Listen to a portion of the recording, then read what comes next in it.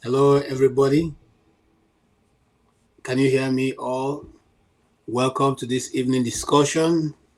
Um, I'm sorry, I don't know. We have a new set, and the thing is a bit concerning. I don't seem to have a handle of it yet.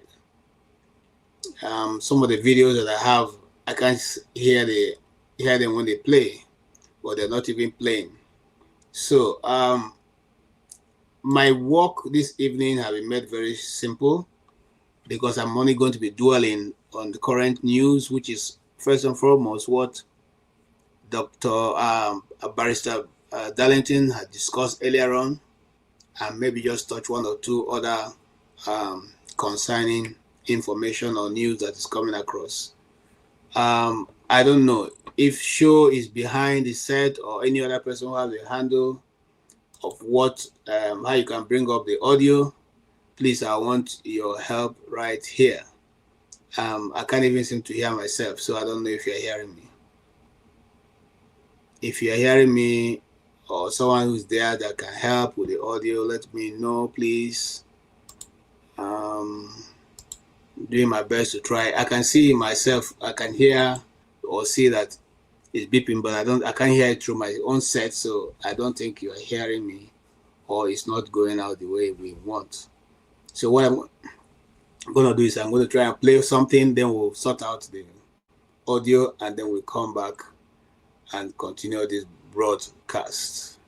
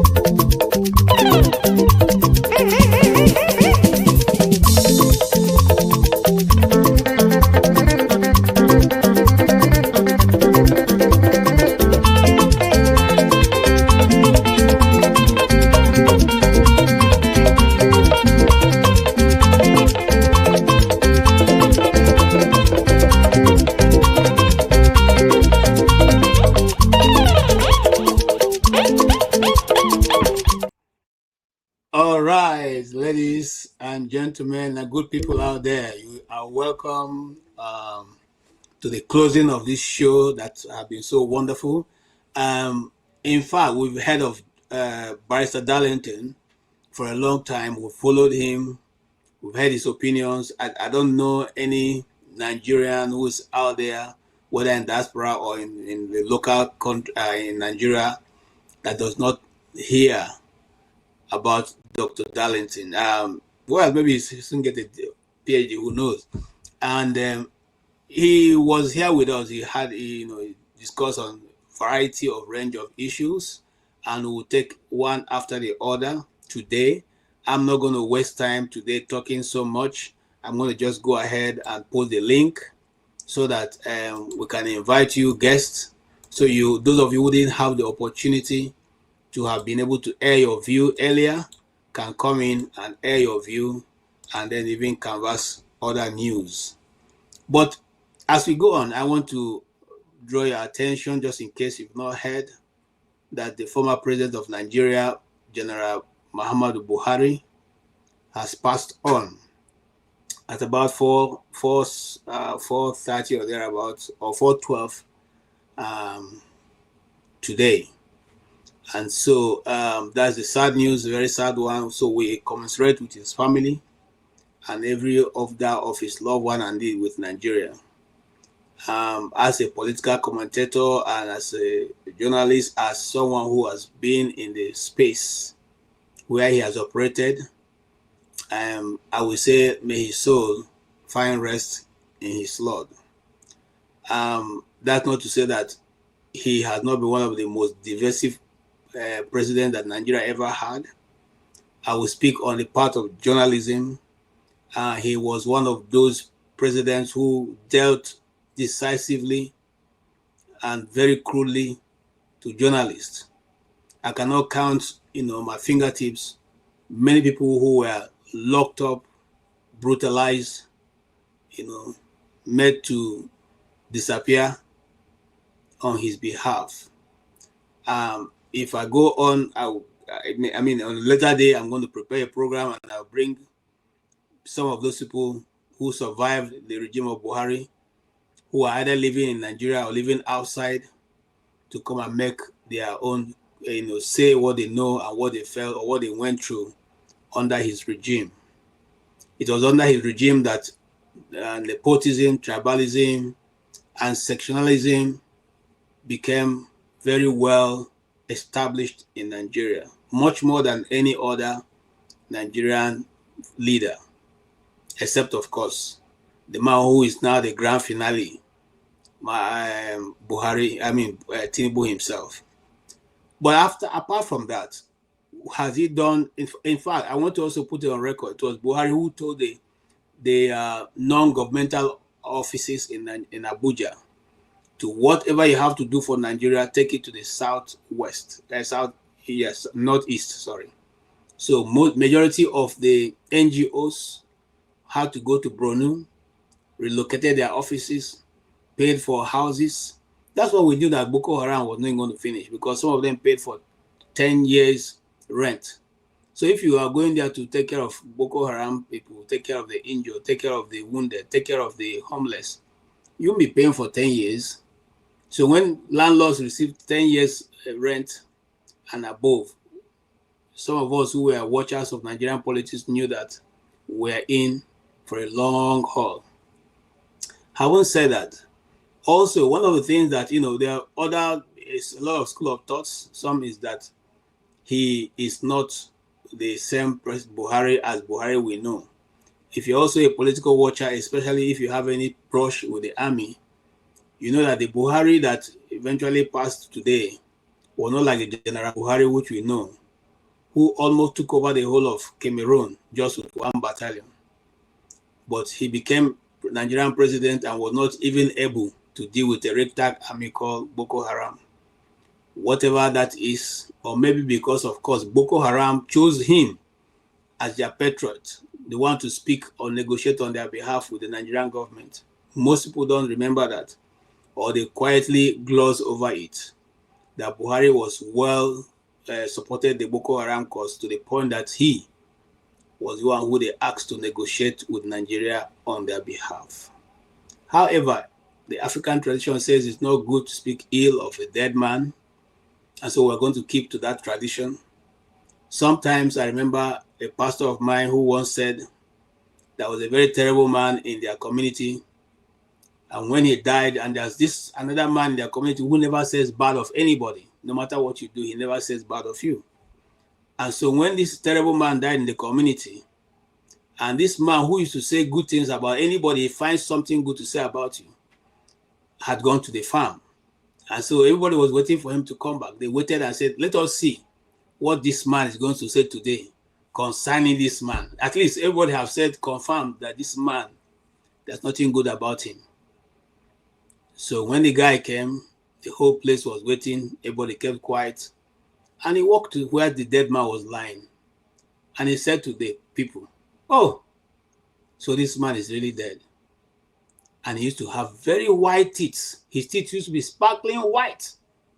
And the whole crowd busted out laughing because they were expecting that he would say something, since this man has nothing good to be said about him.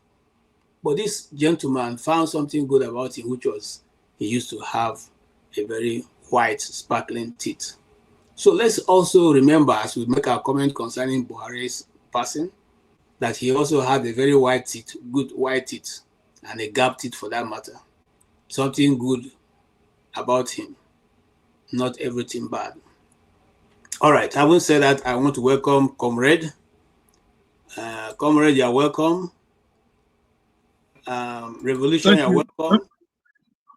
Thank you, Mr. Keji. Ike, you're welcome. And Monday, Okpabolo, you're welcome. The man who they dread. In fact, you have come back fully prepared. You're not longer in your royal boat. Yesterday, I was just envying you that you are enjoying the waters all by yourself. Anyway, yes, Mr. Comrade, what would you say? Let's start gently, then move into where we're going. Nigerians have shown all kinds of disappointment. Some have shown disappointment. Some have shown sympathy. Some have gone ahead to say, well, like the French will say, they don't have anything to say about it. Circumcis, nothing spoiled. What will be your own takeaway about Buhari and his regime? Yeah, thank you for the opportunity. My greetings to my fellow panelists and our esteemed audience across the globe. It's good to be here again. Thank you, KJ, for the opportunity. Before I start, my heart goes out to the family of Buhari and Nigerians at large. No matter how you look at him, he has paid his dues. It doesn't matter whether you like him or not. This is not a Romeo and Juliet thing. To them, they have paid their dues in the military. He came back as a civilian president. I think only about 2 people have had that opportunity, in Nigeria so far, Obasanjo and himself. How they were able to utilize it to the benefit of Nigerians is a different ballgame altogether. And that should be a conversation for another day. In the military, they fought tooth and nail. To them, they were fighting to keep Nigeria united.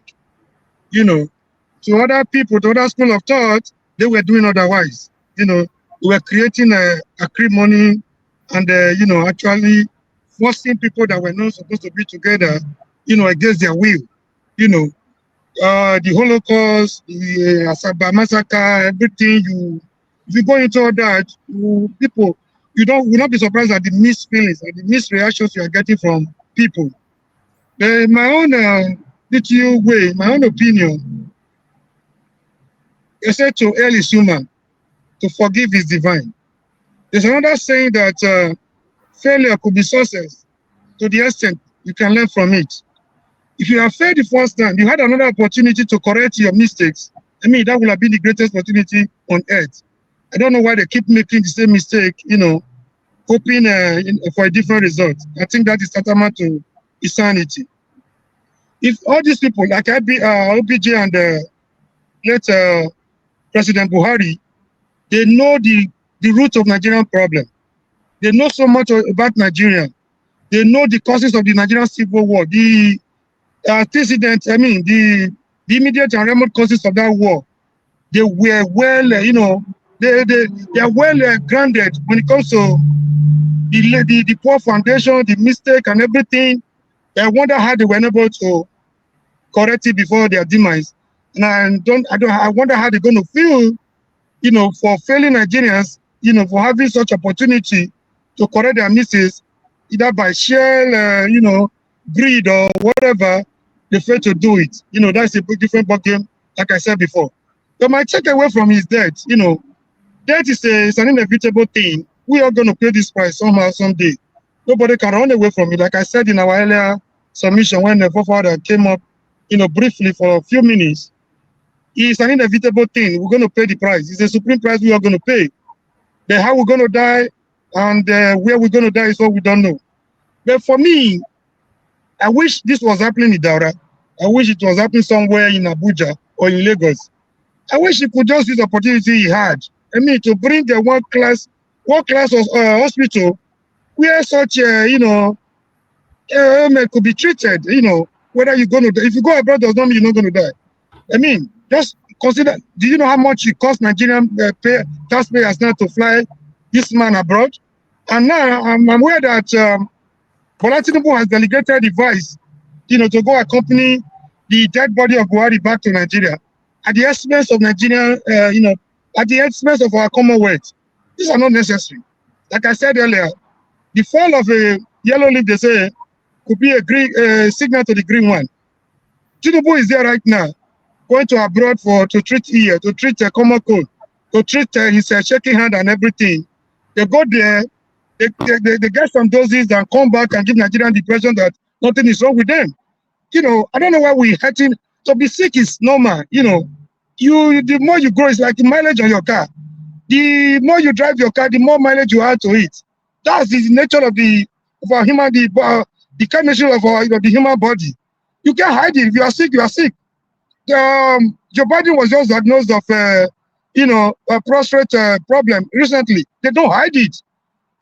But in Africa, we think we're going to hide it forever. There's a limit to which you can hide our sicknesses and other. The ultimate price has finally come. No hospital, nothing. I wish we can just say, if we have a reliable and a responsible legislative arm to make the law, to make it, a crime to go to abroad for medical tourism. Make it a crime. Make it a crime to send your children, if you are a public office holder, sending your children abroad to school, should be a crime. It should not be tolerated. And you will begin to see our institutions, rebranded, at a supersonic rate. You will be surprised at the 360 degree that will, a possible change we will witness in our high institutions and our health sector. If you forbid them from going abroad to treat their ailments, they will have no option than to make our health institutions work like the one they go to abroad to, to enjoy. So, no matter how you look at Buhari, some people will look at him, like I said earlier, with mixed feelings. But in all, he was a Nigerian. To them, they have paid their dues.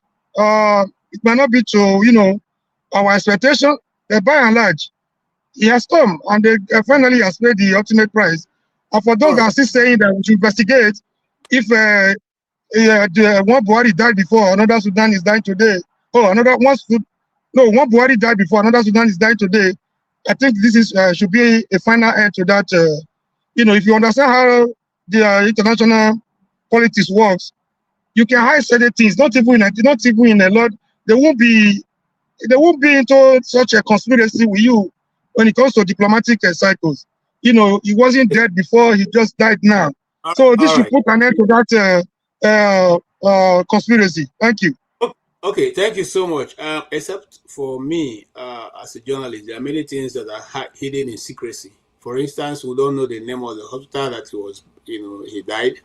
We don't know when he left Nigeria. No media person, no one media man in Nigeria got when they were taking him out of Nigeria. Not one. No one person, no one picture. Well, that is a mystery to me. Having worked in that space for a long time, I know that you cannot escape such a thing without being captured. That's one. Two, but see, these are just my opinion. I mean, okay. Now, two, Bishop Oyedepo 6 years ago, more than 6 years ago, said the same thing. And he said he has his facts and he challenged anybody to come and challenge him, but nobody went. At least not that I know. However, let us move on. We'll come back to that question before we move on. Revolution now. Do you think we should have a revolution in building of hospitals so that when people are sick, they don't have to travel out? Because right now, we don't even have a record of where the man finally took his last breath, who is in charge, who are taking care of him, Just like Comrade alluded, it was costing Nigeria, according to Shore, £3,000 every day. Every blessed day that he was in that hospital long time ago. That's about the time he was being treated. So if we can afford to pay that much for one individual, it's not wise that to bring that money and build a hospital in Nigeria that all of us can equally benefit from. Yeah, thank you, KJ, and good evening again to brothers. Respect to everybody. You see, when you ask me such a thing, I don't know whether to cry or to laugh or to I don't know how to answer that question. You see, let me first of all start from one point. My brother comrade was saying that when somebody die, we forget about it. Make we just, you know what I mean? They don't speak evil to the dead. This is the problem of Nigeria. Do you understand me? Nigeria, and until Bob Marley sing one song, he say until so thing war, until so thing war. Nigerians go see wetin dey kill us. We go come. I know sir, so we don't gather again. They talk about the thing where they kill us. You go talk your own. I go talk my own. Me where they complain, I go talk. I go run away small time. I go say no, make I go talk again. We know the problem where they worry Nigeria. When we come, we saw make we attack them and solve it. We no go attack them. When the people will kill us, do you know how many people that motherfucker kill for Nigeria? He can't die now. Somebody can't say make we go, make he rest in peace. I dey use myself an example. If I live a dirty life, punish people, make people, kill people, the day where I go die, make nobody even pray for me. Make they just carry me, give dog, make them eat my body. I prefer it that way. This our Nigeria be good, but no be so. Now so, like that our brother will come today, come embarrass himself. We just take style, respect our doctor damages. We just calm down, make you know say we disrespect our visitor. We almost of us just calm down. So we manage talk. That one don't die you. This revolution where they say hospital. Tell me how many years. I think you know say there was a time we get chance to repair Nigeria, KJ. You person way know this thing. The time where Idiagbon and that motherfucker come to power. Idiagbon come pack and put for corner and say, bros, we go repair this country. I get some aunties where they chop chingom that time. They say even to chop chingom and throw away for road, fear no allow them do them. Now Buhari destroy Nigeria. Far back, the time when we first get somebody like P2B and Showore them, say we have to repair this country, war against indiscipline. That far back. Now this Buhari way just die. Now spoil them. They allow the Bobo to go for Hajj. He just telling guys, make una come, me I go sit aside. Then just do, how do they call that thing where they say na palace school? They just put them for one side, give them his own share. Now so that's war against CDP today die. And then they tell reward them, where he come back on rule us. So where he die now, people they say make person go wish him good luck. I don't want, in fact, I don't even they remember that guy, whether I die you, whether I die alive. I don't care. They don't care for the poor. Revolution make them come build hospital. Nigeria, if you get money, hospital there for Nigeria, for the rich. As far as money there your hand for Nigeria. If you sick, hospital there, you pay. The one where no one stay here like this, our big men, they travel abroad. 3,000 pounds a night for person where no contribute any good thing for Nigeria. We know, this revolution, what they call again, we not want even they stress them again. If they like, make them do revolution. Me, I'd already do revolution of myself to get out of that country. And I'm happy where I am. I've done my own revolution. If they like, make them stay there. They complain every time. Look at barrister, educated people like my brother Ike was saying. The people where we think say they go, they talk through. Say them go school. They go come here, they disgrace themselves. Say make Obi of the darling boy. That's why as far as I see they blame and say, tell us to fight the time where they cheat us. Despite that fact. But as far as today is concerned, Obi is one of the only leader we will get for Nigeria where the whole Nigeria still they raising hand up, say now you want. Now in somebody where go school, barrister, tell us, say make we say you know Nigeria more than us. Say because we there for diaspora. What do we know? Are we here? We go just they talk. This group of the barristers and co, they are the trouble of Nigeria.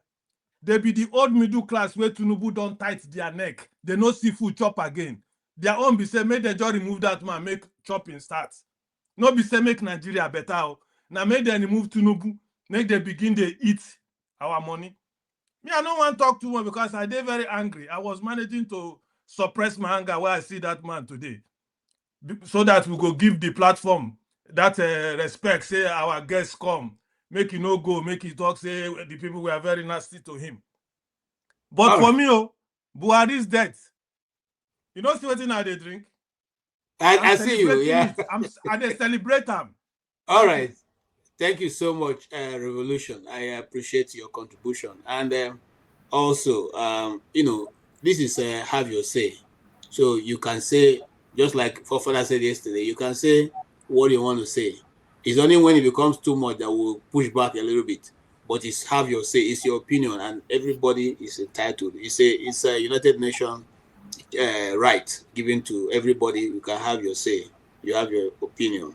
Mr. Ike, thank you, sir, for coming on. And my question to you will be, why is it so difficult for African leaders to tell their people when they are sick? And there's one of the generals of Uganda, whose video have been trending for some weeks now. The man is 90 something, and he's still campaigning, and he's having some form of Parkinson's disease or thereabout, something close to that, maybe even worse than that. Okay, but he's still contesting. Paul Biya is still contesting. Our own ancestor, Tinubu, is still in the business. Why is it so difficult for our leaders to know when sick, to let people who are, Africa is a young population. Why don't they allow younger people like the Tony to take over so that we can have something better? Thank you, KJ. Good afternoon, good evening, good morning. We are here again. Unfortunately, my brother Revolution, you see that when we close our eyes in death, we don't know if dog eat our body or they throw it on the lion. So even though they throw it on the lion, you don't have life anymore. You don't know what. So it's whether they bury anybody with gold casket or they bury somebody with whatever. It is still the same death, and at the end of the day, it is dust to dust. The bone, the flesh will rotting away, and the bones will be there. The bones will be broken, and at the end of the day, it is what it is. So, like I spoke before, the death of our former president. What the message I want to use it to send to not only our leaders, but to us that are here on this platform, every one of us, for us to remember that no matter how strong, no matter how powerful you are, there is something that is bigger than you that you don't know. And there is something that you cannot say the day is going to happen. And whenever it happens, you cannot resist it. So let us see ourselves in this world, that we are all visitors in this world. And someday we shall all leave. And whatever we have acquired, whatever we are fighting for, whatever they think, all the knowledge, all the certificate, all the degrees that we have acquired in the universities, and all the books that we have written, everything will go. The people that are living, they can decide to burn the whole books. You don't have power to say, why do you have to burn all the books that I wrote? They can decide to, the same day they are burying you, they remove all your degrees and your certificates and set them ablaze. You do not have the power to question, why do you have to do that? Your children that you might have left your way, they can decide that day after your burial, they will fight and kill themselves over it. And that is it. You don't have any power to say anything anymore. So what a message I'm trying to say, it is a food that is prepared for each and every one of us that we are going to eat. And that's why we should always remember that there is something bigger than each and every one of us. It doesn't matter what you believe in. And that thing is, one day I will close my eyes and I will be no more. Even in this platform, when people are talking about my story, nobody will have, no, even my family, my children will be listening the story, but they wouldn't know, they wouldn't know, they can't tell me tomorrow to tell me, Dad, listen, I was in your platform and they were talking about your story.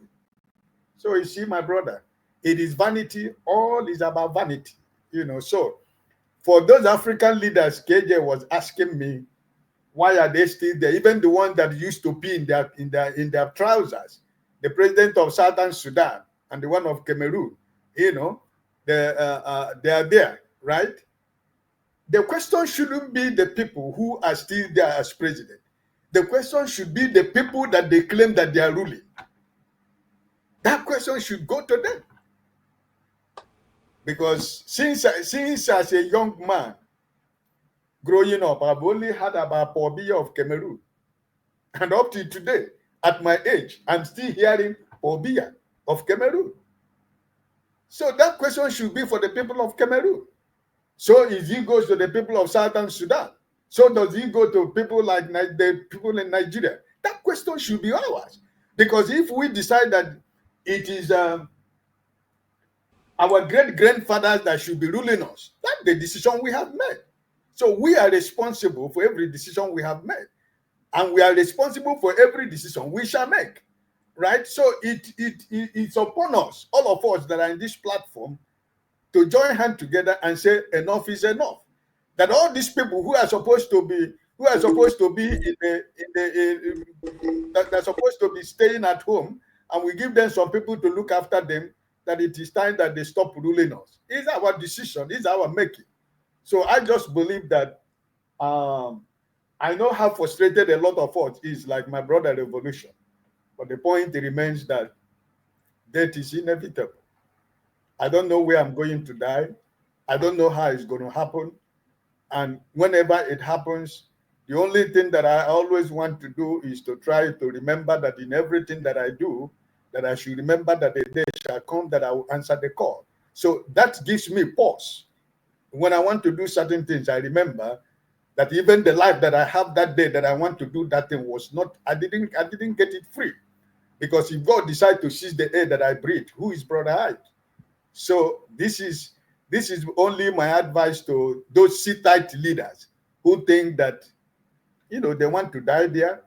And KJ, finally, before I allow my brothers to say, one of the reasons why they don't want to go is there because they are afraid, because legitimately they never win any election. They know how they come in.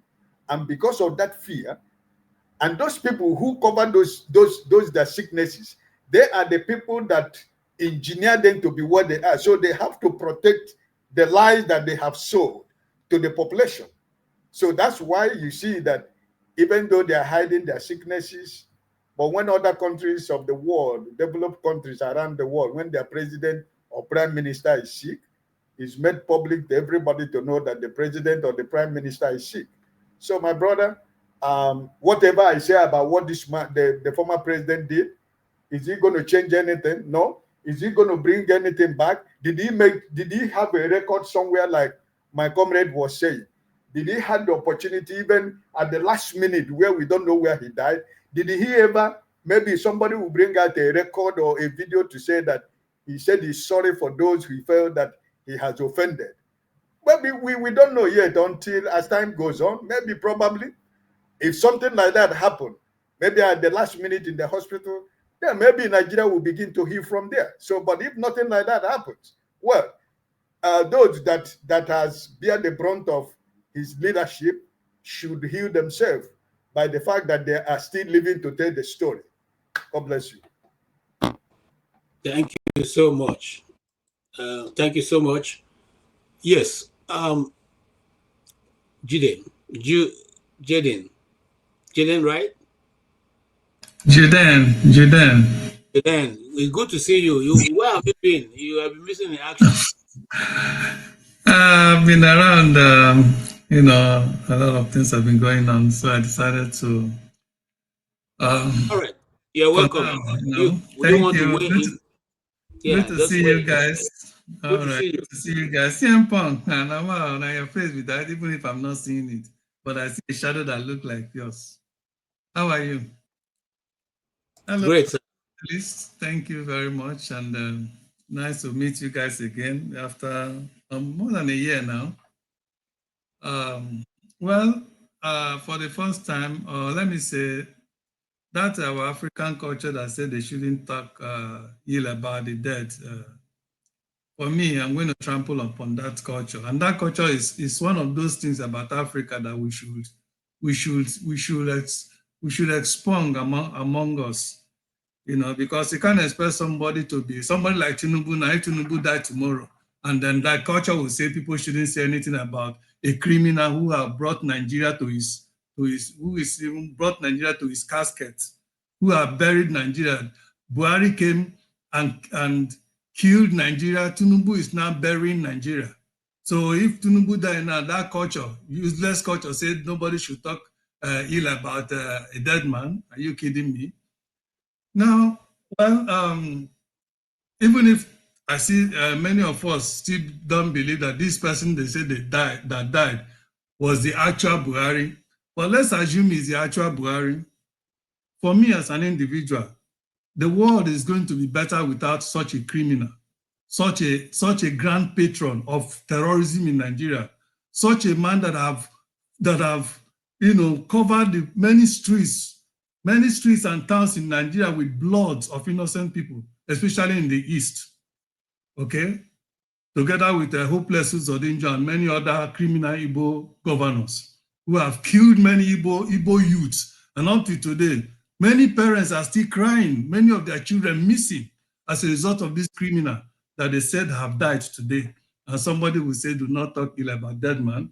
Are you kidding me? In fact, Nigeria is supposed to be celebrating that a criminal, a grand patron of terrorism in Nigeria have died. At least one of them have died. It's like when that midget called that Kaduna midget, Rufai, should die now, and people say, oh, don't talk ill about the criminal. Rufai and Babangida imported the people that are killing Nigeria today with some other governors and northern governors and politicians. The people that are killing Nigeria today, this Boko Haram and all the people that are killing Nigeria, they said it, it's not me. Rufai said it himself. How they imported this in because they were, in order to prepare for Jonathan. If Jonathan didn't leave, then they can unleash mayhem in Nigeria. And this criminal said it, if Jonathan did not leave, that Nigeria would be, I don't know if anybody can remember that statement he made, that the babu and this thing will be something.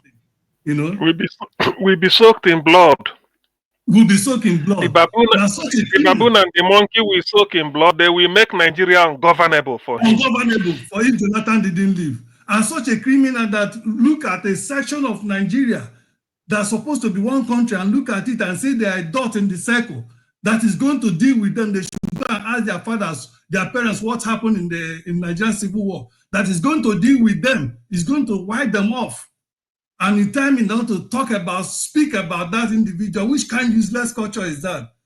Now, who have wiped himself? Who have wiped himself? I know he has killed many Igbo youths, many Igbos, but now I thought himself is going to live forever. He's not going to live forever. Both him and his family will perish in hell for what they did to the Igbos. Both what himself did during the Biafran War and what he did also while he was the president with the collaboration of Hopeless Uzodinjo, that criminal still in Imo State. The entire generation will pay for it. As long as our people is still being killed up to today, to the extent that they have modeled the truth and make it look as if the Igbos are killing the Igbos in the East. That useless Soludo nonsense came to US recently to come and spew a lie, the greatest lie a government official in my lifetime can speak. So nonsense, Soludo nonsense came to America and tell them that the 99.99% of the death and criminal activity happening in Igbo land are all Igbos. Are you kidding me? All of us, there's nobody here I can see that have never seen video, either one or two videos of the mayhem that the Hausa terrorist organization, by Buhari, this criminal that have died now, have not seen those videos that they go into people's farm, harvest their crops and be feeding their animals, their cows, and they're killing people, the owners of the farm, whenever they talk. The terrorism they have made in Igbo land. Nobody can tell me here on this platform you have never seen such videos in Igbo land and many other parts of southern areas. And then the criminal like Soludo, an educated man, will come and spew that lie in America. Hey, and nobody could challenge him in that forum. And that man is going to get away with that lies, so that anybody campaigning, any criminal government, politician that is campaigning from the north now, it has become a template. When they go to campaign now, the next thing they will be saying now is that, sorry, I'm digressing a lot, but it's still part of the whole thing. The next thing they're going to say is that after all, a governor in the East said that the criminal activity happening in the East is by Igbos, not the Hausa Fulanis. Nobody should, that this is said by a governor in the East. Somebody like Atiku, if Atiku is campaigning now, that's what he's going to say. He's going to make reference to Soludo, to what that criminal Soludo made. In fact, Anambra State, if they vote this man again, I know anyway, Nigeria, the more criminally you are, the more criminally people will rally around you. It's a criminal enterprise. Nigeria is just a crime scene. It's a country that I don't even know why I came from that country. Because the way people condone evil in Nigeria, it baffles me. A criminal like Buhari now died. Somebody will say, that man, the evil he has done, both his generation and generation to come, all his children and children will suffer pain from the pain they are afflicted in Nigeria. Many people are suffering today, even many of us in the diaspora are suffering because of the pain that man has afflicted in Nigeria, because of the activities. The other day I was traveling home. I just came back from home. Do you know, for the first time in my life, of all the journeys I've traveled and many countries I've gone to, the first time I will have to be sniffed while I was going to board an aeroplane get into my flight in what is this state in Delta Airline in what is Detroit? What is Delta? I don't know. The state, and one of the states where we took off from that state to Nigeria, I've forgotten the state. We were being sniffed by dog. I asked the question, is this the first time after taking our photograph? Okay, imagine at the security post, they took all our photograph, the security entrance. And then while we were checking the boarding, they still took our photograph. Was it Georgia? Georgia, Atlanta. Sorry, yes, my brother. As we were trying to get into our plane, there were two officers with two security dogs. Everybody. I said, is this that's the first time I'm seeing it. I don't know if anybody have had that experience. I said, is it the normal thing now? Because for the past 3 years, I've never been able to go home. Is it the normal thing now? They say, no, it's only peculiar to Nigeria. I say, Jesus Christ. I say, wow. I say, no wonder, because we have a governor, we have a president in Aso Rock who is allegedly actively selling drugs. So why wouldn't they think that anybody coming from Nigeria might be his agent? Why wouldn't they sniff us to see if we have drugs we're going to sell? This is what those leaders have subjected us to, that you'll be sniffed with dog as you're getting into the plane. After you have passed security checkpoint with all the guys and all the machine that scans you, you will still be sniffed while you're trying to get into your flight. And you tell me that those leaders will die well. Baba. Well, all right. no. Thank you so much for your contribution. Thank you. And welcome back to the platform. We're just keeping it for you now that you have come back. Please do come all the time. Thank you, my boy. Mr. Tony.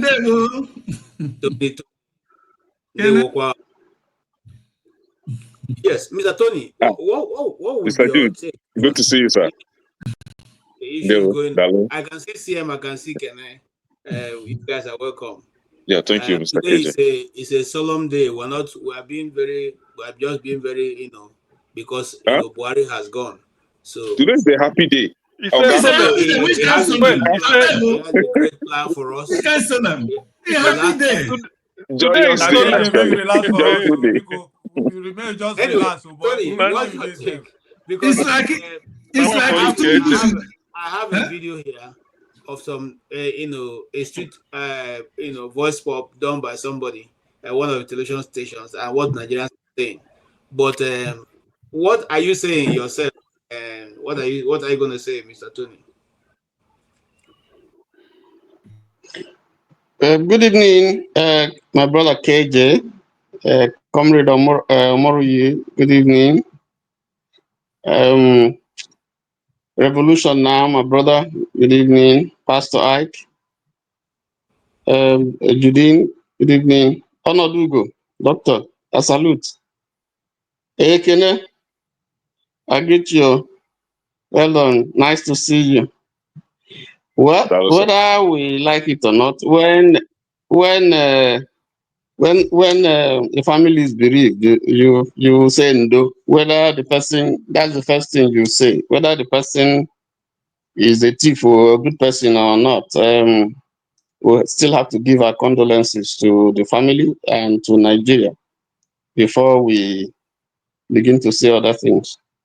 Yeah, but let me briefly comment about what Judine said in 2020 or 2021.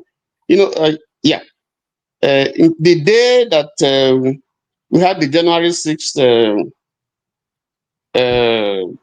invasion of the capital, that was when Donald Trump was president his first term. I was at Atlanta watching the video, of the people who invaded the capital. We were at Atlanta airport trying to board to Nigeria. And the flight was supposed to take off around 5:30 p.m. to Nigeria. And so we're all there, we've checked in, we've done, we're just waiting. And then they kept moving the departure time from 5:30 to about 6, from 6 to 6:30 p.m. and from 6:30 p.m. to about 7. So and we're all just waiting. All the other airlines, all the other passengers flying to some other places where their flights were going. And then I received a text on my phone that the flight has been canceled. Meanwhile, they have not announced to Nigerians who are waiting. There was no news, just from the display. We're just saying, oh, the flight has been shifted, departure and so on. So I stood up and I went to the person at the counter. I said, is this flight going to leave today? They said, oh, yes. I said, but I have received a text from Delta that this flight has been canceled. They said, oh, no. Suddenly we saw, like Judine just said, we saw some, police people, they came around with sniffer dogs to our boarding area. And they stayed for a while. I was just observing. What are these people intending to do? To sniff us, Nigerians? And there was no other place where this was happening, at least from what I can see. And then eventually they left. And then let me just cut a long story short.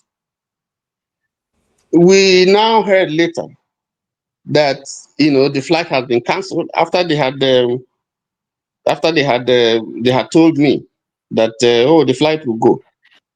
The flight has been cancelled. No, the flight was delayed because they cannot find a pilot to fly the plane to Nigeria. This was something I booked about 6 months prior. They cannot find a pilot to fly our plane to Nigeria. So we should keep on waiting. That's why they were shifting the departure. And then eventually Nigerians just rose up. I just stirred up one or two people. I said, listen, we can't sit down here. People are flying. What kind of nonsense is this? No, they are not telling us anything. And so we started making trouble. When we now started making trouble, then the official now came, maybe someone senior now came and started appeasing to us. They are sorry, they brought food, they were giving us food, and then they eventually said, oh, the flight has been cancelled. And if you are coming from out of state, then they book us in a hotel. But if you are coming from within Atlanta, you can go back and come back the next day by 12. And I just shook my head. This can only happen to us Nigerians. Yeah. They treat us with disdain. They treat us with disdain. And that's very sad. But it is because of the way our leaders, what they see in our leaders. I mean, look at the people who went to go, 5 African leaders who went for a meeting with Trump. And look at what Trump was saying to them. That's the president of a country. He doesn't know that Liberia, which is associated with America in terms of settlement, doesn't even know that they speak English. And he was asking, you speak so good English. Which school did you attend? And that one was answering himself, Liberian president. And it was so embarrassing that all the other people, they couldn't speak as well. Can you imagine that kind of thing? And these are heads of states. So that's the picture, because the way we treat our people, the way the way they see us, that's what internationally, that's what we see. They treat you as you're a president of a country and you're answering another president, sir, like you're a houseboy. It's sad, but just let me go to the issue that we have. You see, when IBB was military head of state, that's many years ago, he was always going to France for his problem, radiculopathy, And then we came to Yaradua. Yaradua died abroad. He was sick and he went to hospital abroad. They couldn't treat him here. Dr. Wyas died abroad. Now, I even hear that there's a former military head of state who is also abroad receiving treatment. Buhari? Yes. Buhari, when he was president, of course, was going front and back abroad for treatment to the UK, and he died there. So when you look at, even for small things like cold and headache, even up till now, how many years ago, if you take it from IBB, our leaders are still going abroad for treatment.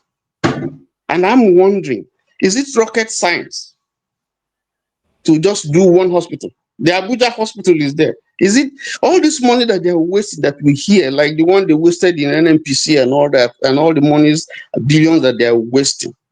Is it too much? Or that Wike is wasting on doing whatever he's doing? Or the Trans-African, the Trans-Coastal highway? Is it not, wouldn't it be more beneficial to do 1 or 2 hospitals? So that the amount of money that we spend having our president go abroad and all the entourage that will follow him and all the fees and helping the economy of other countries.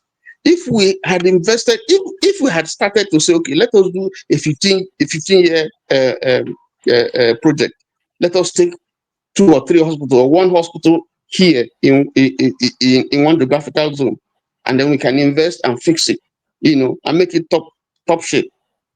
the amount of money we will save, even in terms of forex and extra codes and tourism, medical tourism and so on and so forth, and the benefit that would accrue from having hospital. Many years ago, people used to come to Nigerian hospitals from Dubai and so on to come and UCH and so on, UNTH and so on and so on to come and take treatment. So, what is it? Rocket science? Is it rocket science with all the people that we have, educated people that we have, home and abroad? Is it rocket science to have at least one hospital fixed that can treat our leaders?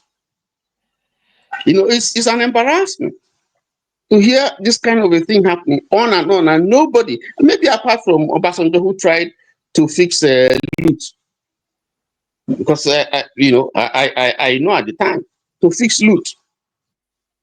Okay, And then immediately after he left, I understand that they brought in some equipment. Immediately after he left, they removed the equipment. The things, after it was commissioned, everything disappeared. in fact, So this is a country. I can tell for free that all the equipment that was installed during Abacha's time on that Miriam Abacha's hospital, National Hospital, majority of them are not even working now. So You see, so it's sad.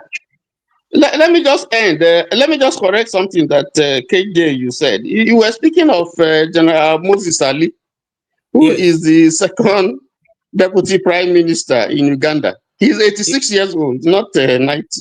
And then he wants to run for an office.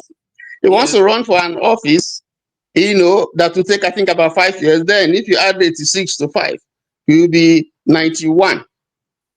And if you look at him, he can barely walk. Yeah, He's being supported through a video of him falling down. But yes. So isn't there something wrong with us? Is there not something wrong? Fundamental wrong, with our society, because you can see normal people who are healthier, who are normal, younger, are the ones praising him and singing his song while he's jittering up and down. It's most unfortunate. Thank you so much. Let's thank you. Okay. But we still have so much to cover. CM, I don't know if you followed the discussion I had earlier, and what would be your take on Barrister Darlington's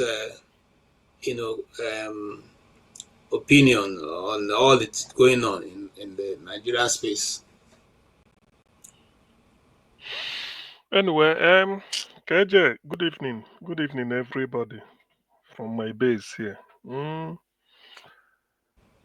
see, anyway, first of all, thank God that Ike Alamefle spoke today.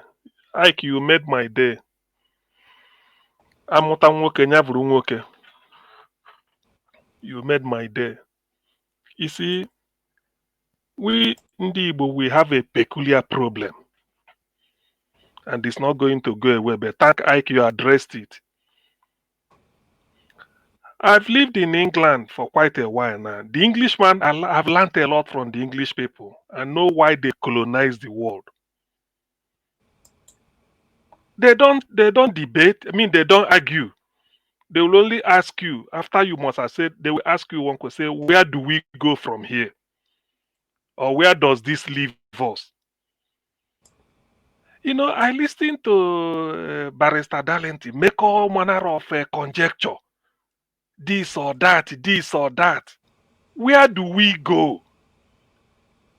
We are talking of Obi as a breath of fresh air. Let us, 60 years after independence, no electricity. Let us be able to get out. And somebody is trying to tell you this is the way to do it. There must be a money bag. What is making this? There must be a money bag behind you. You go to convention, you pay last time they paid $30,000 per delegate. This time it might be $55,000. We must do it that way. And look at where we are. Before Tinubu's time, people were saying strategy. Tinubu built Lagos strategy. Now, where are we? Where are we? Because in anything you are doing, if the outcome did not justify all the effort. It's a waste of time. Nobody can buy that. We still want to play the old politics. You must do this, you buy this, which money back. Look at the way when I heard the man talk, and he talks with so much absolutism, so much absolute. Thank God that I challenged him. He was just saying, hey, as if he has, that is whatever his prediction is what it should be. At a time, he was even saying, why did you people come and protest? I talked, what, why didn't he protest? The way to do it is that you urge Igbo to come out and protest. They did it. You go and do one protest and film it and show, say, look, nobody to support me. But you sit in one studio and be blaming. You talk. In fact, I'm so more. I've never been proud, much more proud than for you than today. You made my day. I'm really happy God created you. You told him exactly. You gave him a commensurate answer. Why are we like this? If they like, Obi can chicken out and Tinubu continues for the next 16 years, what will a bag of rice be in 2 years' time? Even those people, you see, if journalists like this barrister, he says, I mean, he's a journalist, but he read law. He should have gone to Ragbiji, where Tinubu came from, and asked them, are you happier with your son in charge? Where has Atiku won election in Nigeria? Where has Atiku won election in Nigeria? In fact, when they were saying all these things, I was so bitter, I was so boiling. But when I spoke, I said, no need coming in. You see, Nigeria, we should be able to ask ourselves, what really do we want? It's not a case of every 4 years we do one type of hallelujah. What really do Nigerians want? They must ask that question. If we want things to remain like this, fine and good. Then let everybody go home. Then every time you bring a good candidate and somebody will say, hey, do you think Obi is a billionaire? Not in naira, in dollar. But Obi can never bring out $1 to give a delegate to vote for him. Rather, he will go to a school of nursing, whether in Benue State or Anambra or maybe in Ogun State or Edo State, anywhere. He will go and donate it there because he felt that primary healthcare service in Nigeria need at least 1 or 2 or 3 nurses at the grassroots. Obi can buy delegate and rigmarole and then get in. But Obi tell you, I never participate in what I want to change. Rather, let him go. And somebody is trying to tell me Atiku strategy. Obi should do this. Obi should go and be Vice President Atiku. Let's put Atiku in Nigeria. If you are looking for a job, you advertise and you get your candidates. No matter what they do after screening everything, you interview them, you feel that you need a reference. Atiku will tell you, I've worked with Obasanjo, your former employer, or you get a reference. Look at what Obasanjo put down in writing in a book about Atiku. Till today, Atiku has never debunked it. Atiku has never published any book to debunk that. And this is not a book like handout they sell in university, in which you can't find in any bookshop in the world. This is a book with ISBN, International Standard Book Number, unique to it all over the world. Obasanjo wrote it down, what Atiku did. Till today. Anyway, let me review one secret, if I thought it's a secret. As long as Obasanjo is alive, Atiku can never be president of Nigeria. He can try 1 million times. I'm telling you, Atiku can never be president of Nigeria. He can never. So far, Obasanjo is alive. Atiku can never be president. It's written. Nobody is God, but you have to wait. He can continue trying to. Buhari died today. Maybe if Obasanjo died, who knows? But as long as Obasanjo is alive, Atiku can never be president. If you like, let him run with an angel. So it pains me that somebody will just be coming and then be promote. Atiku is a expired drug. By the way, if Atiku is Panadol and they prescribe it for you for headache, you go take them. If Atiku na Panadol, you go hospital after seeing the doctor, then he gave you a prescription. So go down to the pharmacy, they will give you the prescription only for them to give you Atiku. Say that is the Panadol. Will you in honesty take Atiku? What are we talking about? Ordinarily, these people should get out. Atiku can never score any vote. Forget about all these things that are making all these things of Atiku winning. He can't win anywhere. He's not going anywhere. What we should be talking about is how to shame them and let them get out so that a new Nigeria will start. Obi said 4 years should be okay for him to set a template and go away. Then another person will come and take over so that things will move and not to go there and stay 8 years for doing what? And somebody will come in here telling me how Atiku, since how many years? By the way, is Atiku a Democrat? Is it not Atiku that disgraced Jonathan and said Jonathan must step down for him? That after all, Jonathan is doing the turn of the North. That Yaradua, he has completed Yaradua's tenure. He should step down 2011. Then he left to go and support Buhari in 2015. That power must go to the North for 8 years. Now that power came down to the South, he wants to come and participate in it. I mean, the way some people even it pains me that the man was talking that way, but thank God for what I told him. There is no look.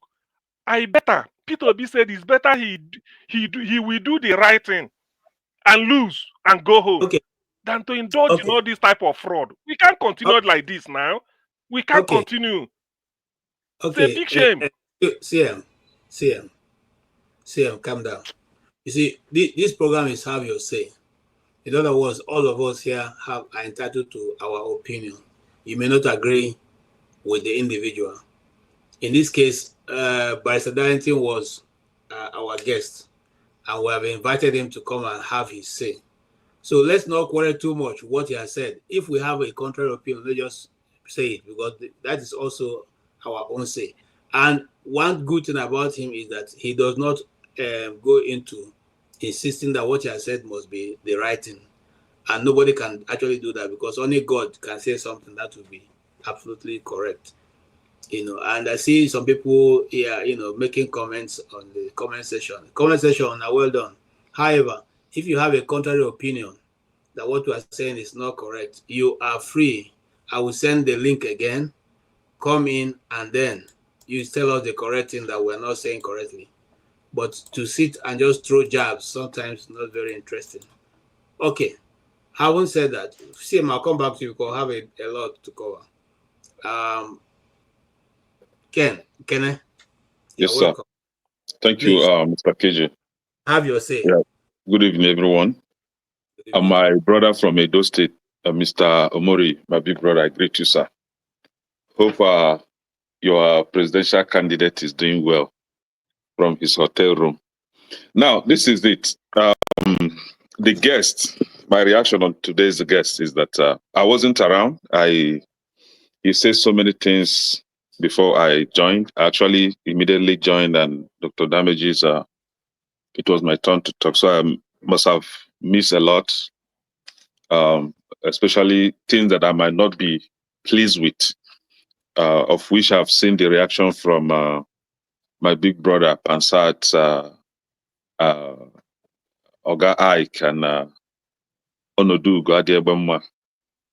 But this is it. I love this man, the guest, because of his enthusiasm, because of his fearless or boldness to discuss some issues that some of us here might not be able to say, But this man has been on their neck, holding them down every day, speaking the truth. Yes, we are not perfect. Nobody is 100% perfect. Sometimes he may say things that you might not like, but that doesn't mean that we should just trash him out completely. Just as I would not trash Sowore out completely, because I know that Sowore is a nuisance, but there are some things that he does that I like. Hey, don't come here and call anybody a nuisance. Why you better? Hey, don't come and spoil our day here, man. Hold on, let me finish. What do you think you are? No interjection, please. Don't anybody. Don't come and spoil our day here. You do this in every time, and I keep quiet. I'm just starting, please. Who are you to call such a nuisance? Do you know how much price that you're willing to pay for your business? Like I said earlier, there are some things he does that I like. But that, don't throw jabs at comrade. Okay, I shouldn't say that Sowore is a nuisance the way I view him. Okay, No, Showore you is a can. liar, is a blackmailer. Are we Oh okay with boy, that? can I? Do you I beg, I understand? respect you, sir, but make Okay, you okay, let me move na forward. no He book am does this okay now. Okay, stupid let thing me every move time. You forward think now. you are sharp. You think you are Okay, smart. hold on, let me move forward. You are Now, the feeling thing of is, ideas. You are nothing upstairs. I You look have at you had, every time. But you tell in people, coalition, right? When it comes to hold on. coalition, Let's calm coalition down. is entirely different from merger, right? In merger, obviously you'll be looking up for primary elections, but in coalition, I've never had any coalition that there was primary election, unless in Nigeria where we do things in a reverse gear, right? There's when you have primaries in coalition. So whoever that is talking about coalition in primaries should go and check what primaries in coalition should go and check what coalition is. Now, moving forward, the flav that we have in Anambra State, I know some people would not like what I'm saying right now, but I don't care. Should learn to accept some criticism. The flav that we have in Anambra State today that call himself a governor is a careless talker, right? He's educated in classroom, but his mental strength is shaky, right? These guys say things without thinking deeply, critically, what these thing utterances will result to tomorrow, how people will view it tomorrow.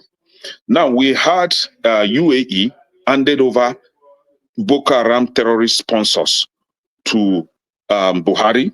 Till Yes, today, nobody has heard anything about yes, these people. true. Soludo did not discuss that, did not tell the world what happened. Now, we've had a lot of Fulani terrorists, herdsmen terrorists in the southeast, and especially in Anambra State, buying people. A lot of them were arrested by the vigilantes. And you know the order of arrest in that setting. When the vigilante make an arrest, they will hand them over to the police, right? Now we've had a lot, which I have 2 videos of them right now.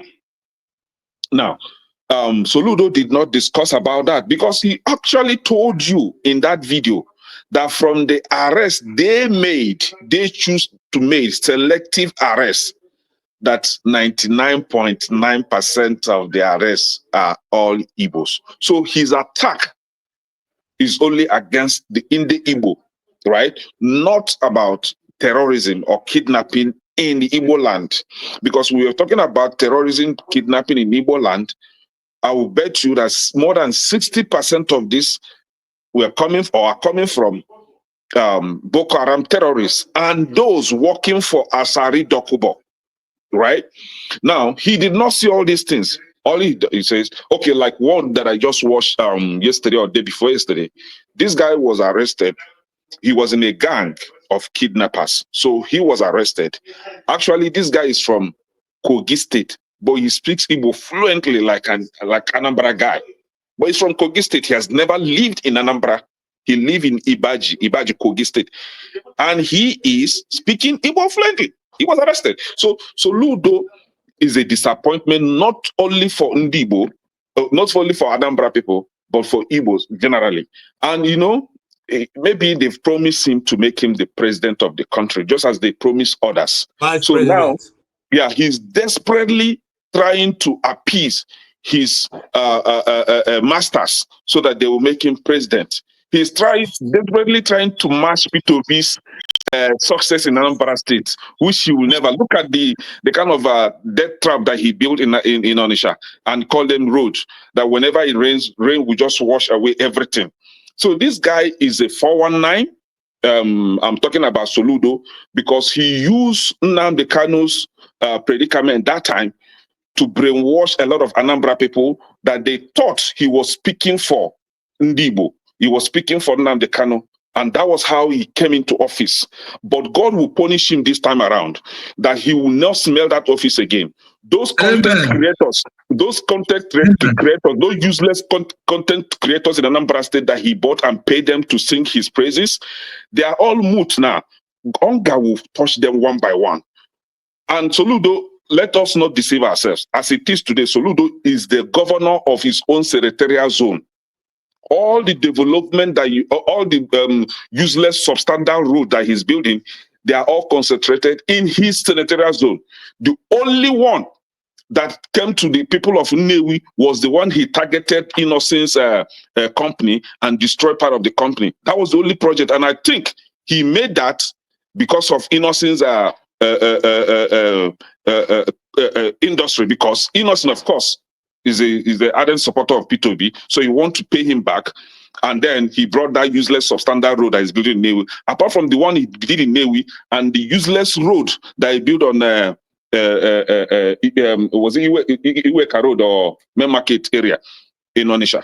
Which other road that he built in other places? None. He's all concentrated in his own senatorial zone. So he's the governor of his own senatorial zone. Now, Okay. for the okay, it's just a minute. For the clergies that are singing his praises, of course, he has given them brown envelope. And that's why they will sing his praises. Hallelujah, sing praises. Now, for the one, what's it called? The man from Daura, right? The one that was busy buying everybody the way he likes, saying things as if he's God, and today he kicked the bucket. And you want me to sympathize with him, to be in a sorrowful mood. For what? For what now? Is he more than the people that he buyed? Is he more than the nonsense that he has been doing in Nigeria? Is he more than the condition that he left Nigeria in? This guy literally destroyed Nigeria, destroyed lives, and you want me to mourn him? You want me to condole his useless, God-forsaken family? Right? No, I can't do that. Okay. He built Nigeria, Okay. but he was taken to UK for medical attention, just the way that Tinubu built Lagos State. But Tinubu has never received any medical care in Lagos State. Each time he will be flown to abroad. And then Yes. there's one happy slave Yes. that called Sonwolu. He's destroying Igbo people's property in Lagos. And the day that guy will kill bucket, you want me to come and condole with his family?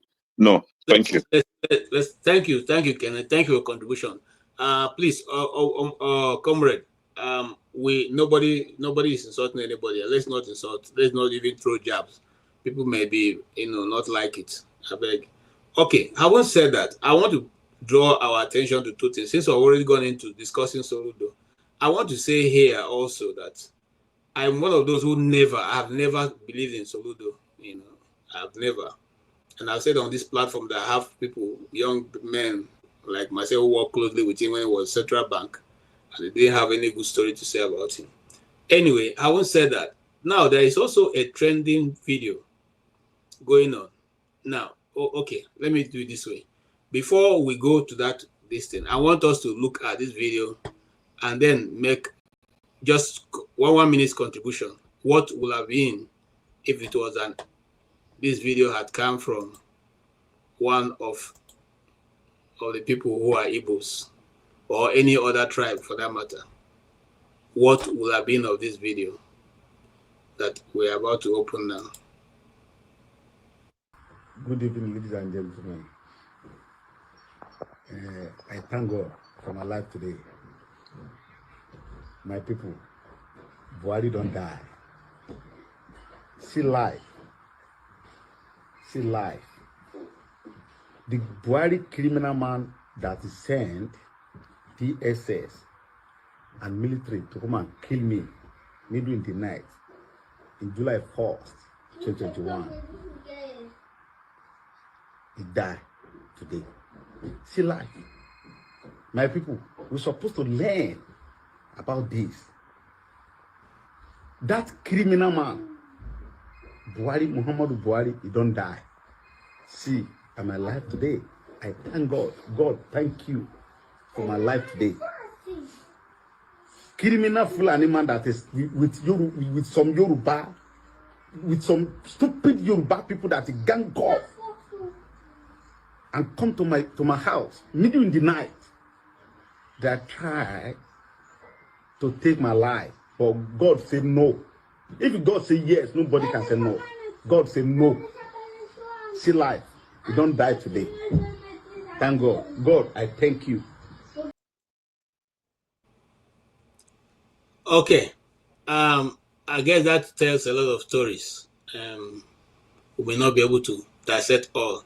But having put that in mind as I come to you, Comrade, there's another video that have been trending also, or happenings of events that have been trending concerning, again, this same, what we were discussing earlier, the Igbo people of Nigeria. There is a certain king of Igbos, or a man who claimed to be king of the Igbos, or a man who the Ghanaians refer to as king of Ndibo, who they claim want to take over territories of Ghana. And so there's been a riot. I'm looking for the video to play, but as maybe when the discussion starts, I'll look for the video proper and play it. Now, I first learned of that this event. This event was picked up by one podcaster who did a very wrong analysis of what the Igbo people stand for and what they have gone to do in Ghana. So he actually raised up this story of a certain Igbo man who they say is now saying he's the king of Igbos in Ghana. First and foremost, Igbos do not have kings. Second of all, we have chiefs, but even that chief title does not carry any whatsoever royalties to it. If you like, you can be chief and you're passed on the road. If I choose to greet you, I greet you. If I don't want, I can pass you. It's not a problem, So they got a very wrong assertion of what the Igbos stand for, and they use that to say that Igbos want to come and take. In fact, I'm going ahead to analyze what he said. That Igbos, since they lost the civil war, have been looking for territories to take over. And so this man has been sent ahead to go to Ghana and go and secure 50 hectares of land, for which now, when he finished building it, Igbos will now begin to go to Ghana and probably go and fight to take over Ghana. Gentlemen, I want you to look at it. You see, this narrative was the same narrative that was sold about the Igbos in South Africa. That the South Igbos are coming to South Africa to take over South Africa. They're already taking over their women. And that became a story. This afternoon, before we came on to this broadcast, I saw another video that someone sent that some Igbo people have already started packing out of Ghana because they said it's getting out of hand. Gentlemen, I want us to weigh into this thing. Comrade, do you think that the Igbos are looking for a new territory, and that territory will be 50 hectares of land in Ghana? Sorry, Mr. KJ. I want to use my time to set some records straight, please. I don't want to dwell on what I don't know. I want to use my time for something else. Earlier on, I don't know if you grant me that permission. I don't want to dwell on what I don't know. I listened to Igbo. I wasn't hearing what he was saying. However, he's entitled to his opinion. I don't belong to people that will rejoice over the death of a human being, no matter how terrible they think he was. I can criticize when he was alive. I can do whatever I want to do, positively and objectively when he was alive. But this is the time of bereavement for certain people. His family and all that deserves that respect. Having said that, I wasn't on the show earlier when somebody came here and said, tell me, there was a term he used for me, like, I forgot the term he used, bastard. I wasn't even here. The last time I met with Kenneth came on the show to say he knew, it's as if he saw in his dream that I was going to be on the platform. He came here, he insulted me and went back. I never responded to him. Today, he came again, he singled me out like as if I knew what he was, trying to ridicule me. He singled me out of the platform as if he was greeting me. How is your presidential candidate? See, I was one of those in the last dispensation that I continue to say it. Putting Obi side by side with Atiku and Tinubu was tantamount to putting Jesus Christ in the midst of criminals.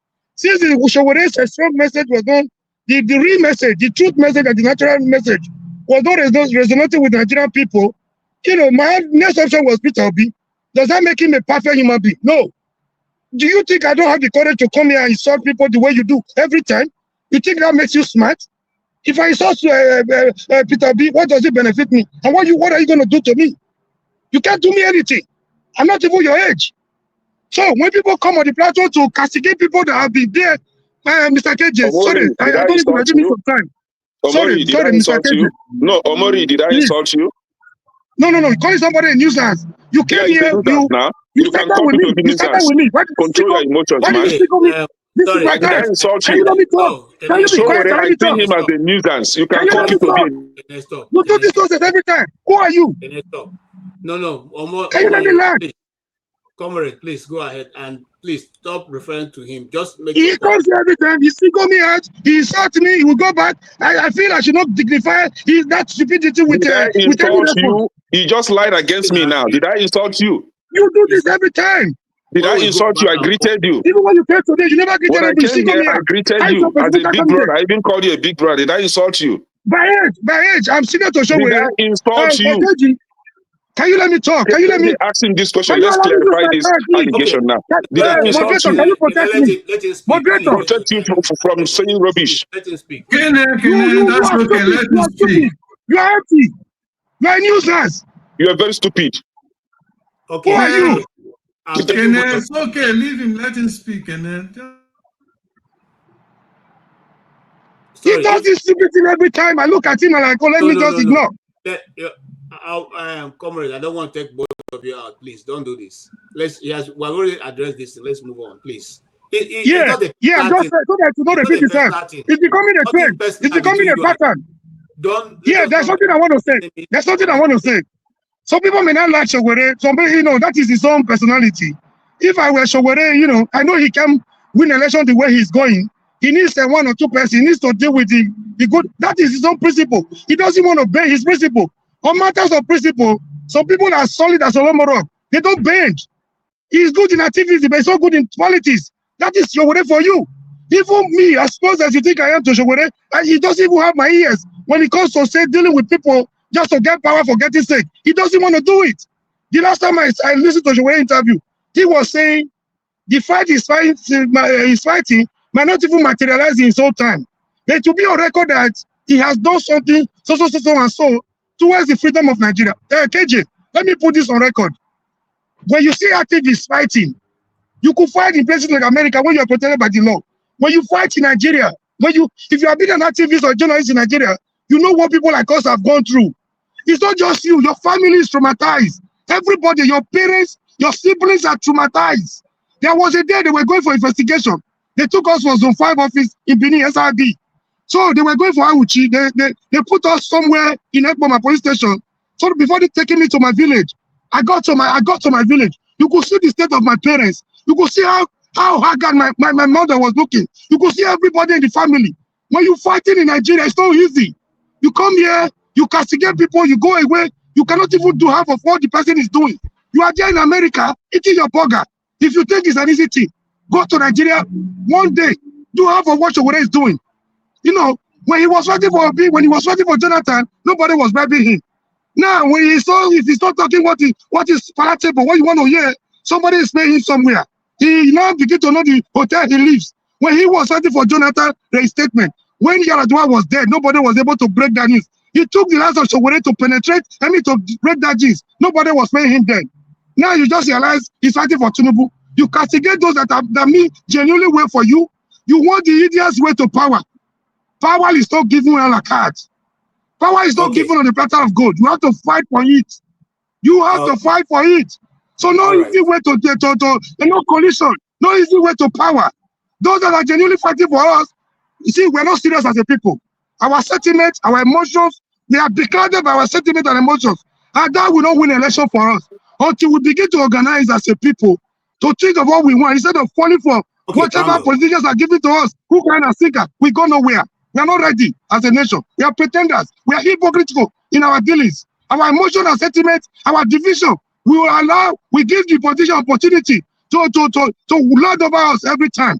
When they are gathering, when they are doing their permutation, when they are doing their coalition, we step aside, looking at what will be the outcome. If we don't make any input, we should not expect any output that will be pro people. We'll continue to wail and wail till the decade will come. We are not ready as a people because we are We not need to genuine. move. We are We not need to ready. move. Our lives, our sentiments, our division Thank will you. not allow Thank you. I to gave take you the bull by the horn. 3 minutes. You are Yeah, taking almost 6 minutes. can I have my right Hold to on. respond, please? Hold on. Now you're going to I don't respond, want you but to please. respond to me. If you get to your turn, you can talk. Don't You respond don't to have me. such a right. Let So it you don't flow. have When you get such your a turn, you right. can talk. Hold You don't on. have No, such a no, right. I don't want you to Comrade. respond to me. Who are you? I have the right to Who respond are to you? you. You come here to defend those that are senior to you every time. You guys want I've me been to keeping remove you you? quiet. Comrade, you want me to remove you? He gave you a chance to talk. Allow him now. Let me talk now. Calm down. Calm down, please. Look, gentlemen, we cannot afford to make enemies out of something that cannot be changed tomorrow. This is a social media platform. Why do you want to make enemies of somebody from social media platform? They're not even paying you. You are the one using your data to be here. Don't get so worked up. This is not, you see, let's not die in this war. It's not our war. We can only say the ones who can say. If they want to hear, they hear. If they don't want, it's okay. You have expressed your opinion. And that's how you feel about it. It may be wrong to the other person, but it's right for you. And we accept it on this platform. That's why we call it have your say. So please, let's respect people's opinion. It's not because they are the most right people or that is what you accept, but that's what the person feels. We didn't come, this is not a classroom. It's not a lecture hall. Nobody has come to lecture anybody here. Okay, and when you want to go to school, you know where to go to. We're not judging people's people's English or their appearance or even their intellectual capability. We didn't put out there say if you're not a professor, don't come here. This is not what it is. Everybody have in own intelligence. Igbos have a proverb: "Onyara luchea." Every madman and his sense. So let's leave it at that, please. Let me use a minute to If you're going respond to because insult I him, was then called out. there's no response. If No, you're going to, I will take no. I did not insult Omori when I came on this platform. I have never insulted anyone on this platform. But Kenechukwu that I am, I have 100% plus right to insult any politician the way I like. You may not like him. You may not like the way I insult them. You are also free to insult any politician that you like to insult. That is your own problem, right? I did not insult Showore.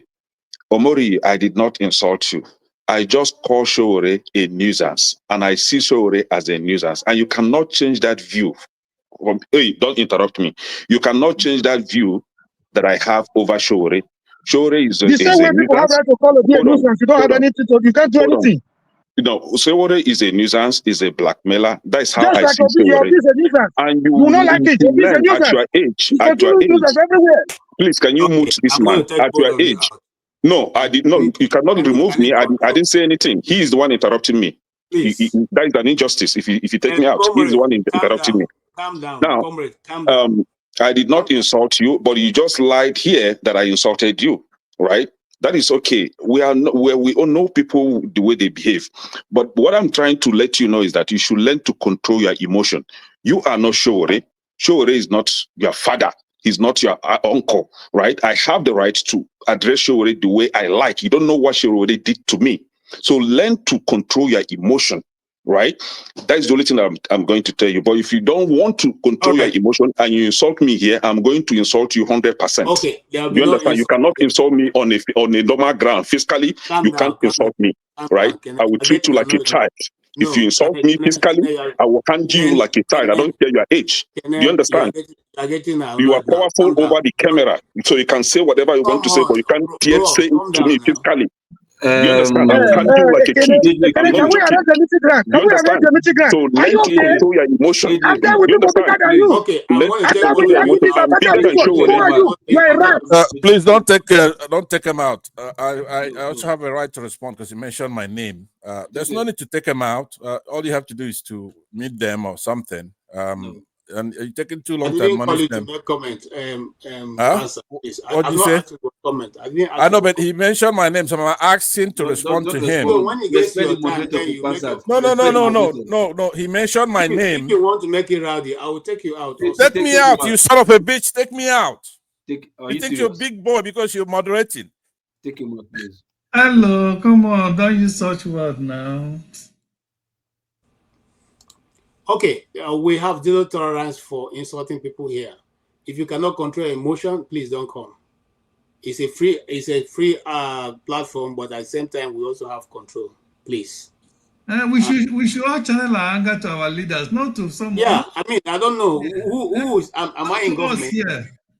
Nobody here is in government. Nobody. Let us channel all this emotion and anger to those who are killing us. Not all, come on, guys. Some of not us, yes. There's nobody here who is going to change Nigeria tomorrow. Calm down. Revolution, go ahead. Welcome to back. Stay humble. Revolution, please go ahead and make your comments. But that question, I don't know. You don't ask any question. No. Now you just made a comment. Okay, you know, what's the second question? I played the video. The correct confusion. The correct confusion. The correct cause confusion, I swear. All right, please, gentlemen. Okay, now I'll get you. The video you played, now I'm with you now. Okay.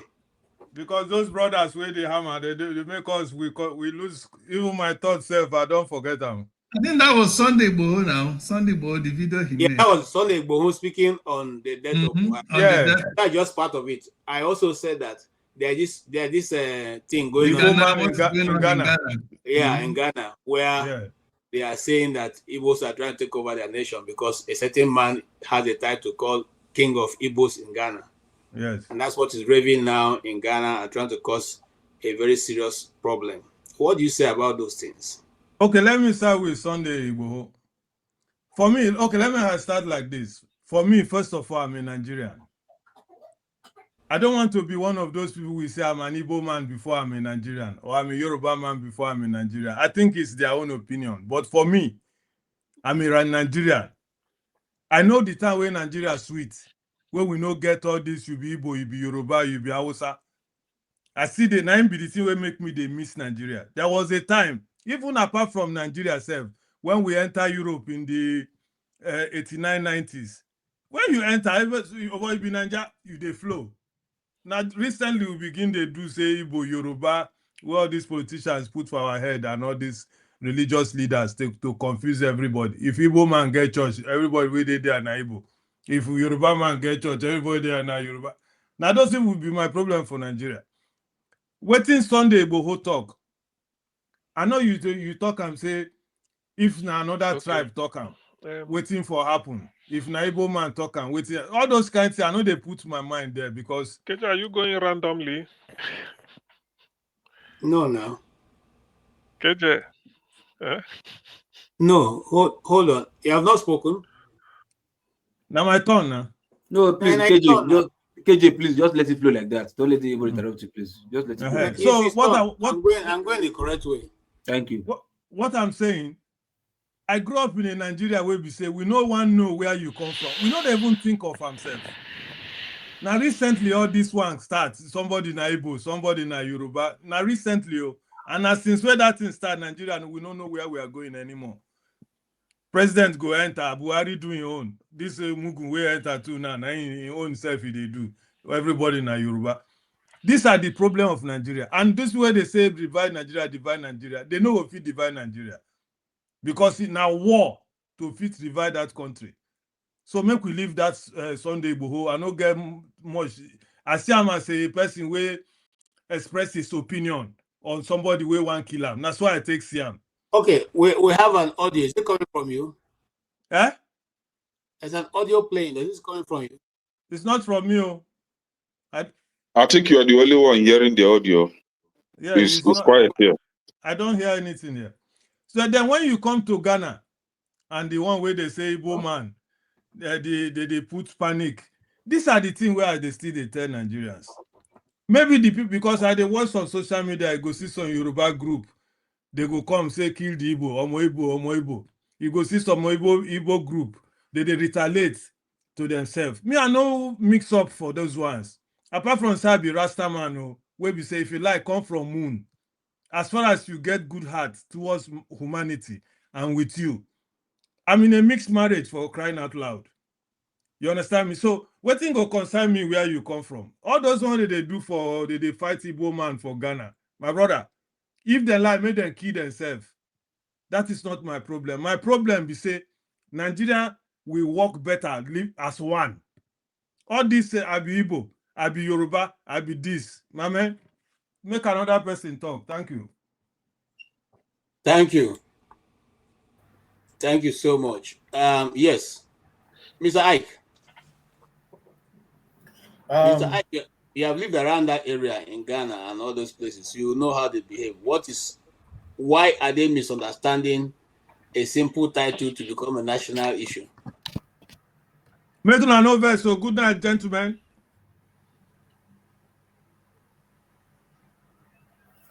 Yes. Go ahead. KJ, I think um, I think one of the things that we have to recognize is the power of social media, what social media can do in the life of people, whether fake news or real news. I know that there are two people from Ghana who are into this content creators who put all this tension on the social media. Um, and also, I know that some respected Ghanaians and some government officials are not buying what they're saying on social media. But for me, I think that it has to do with,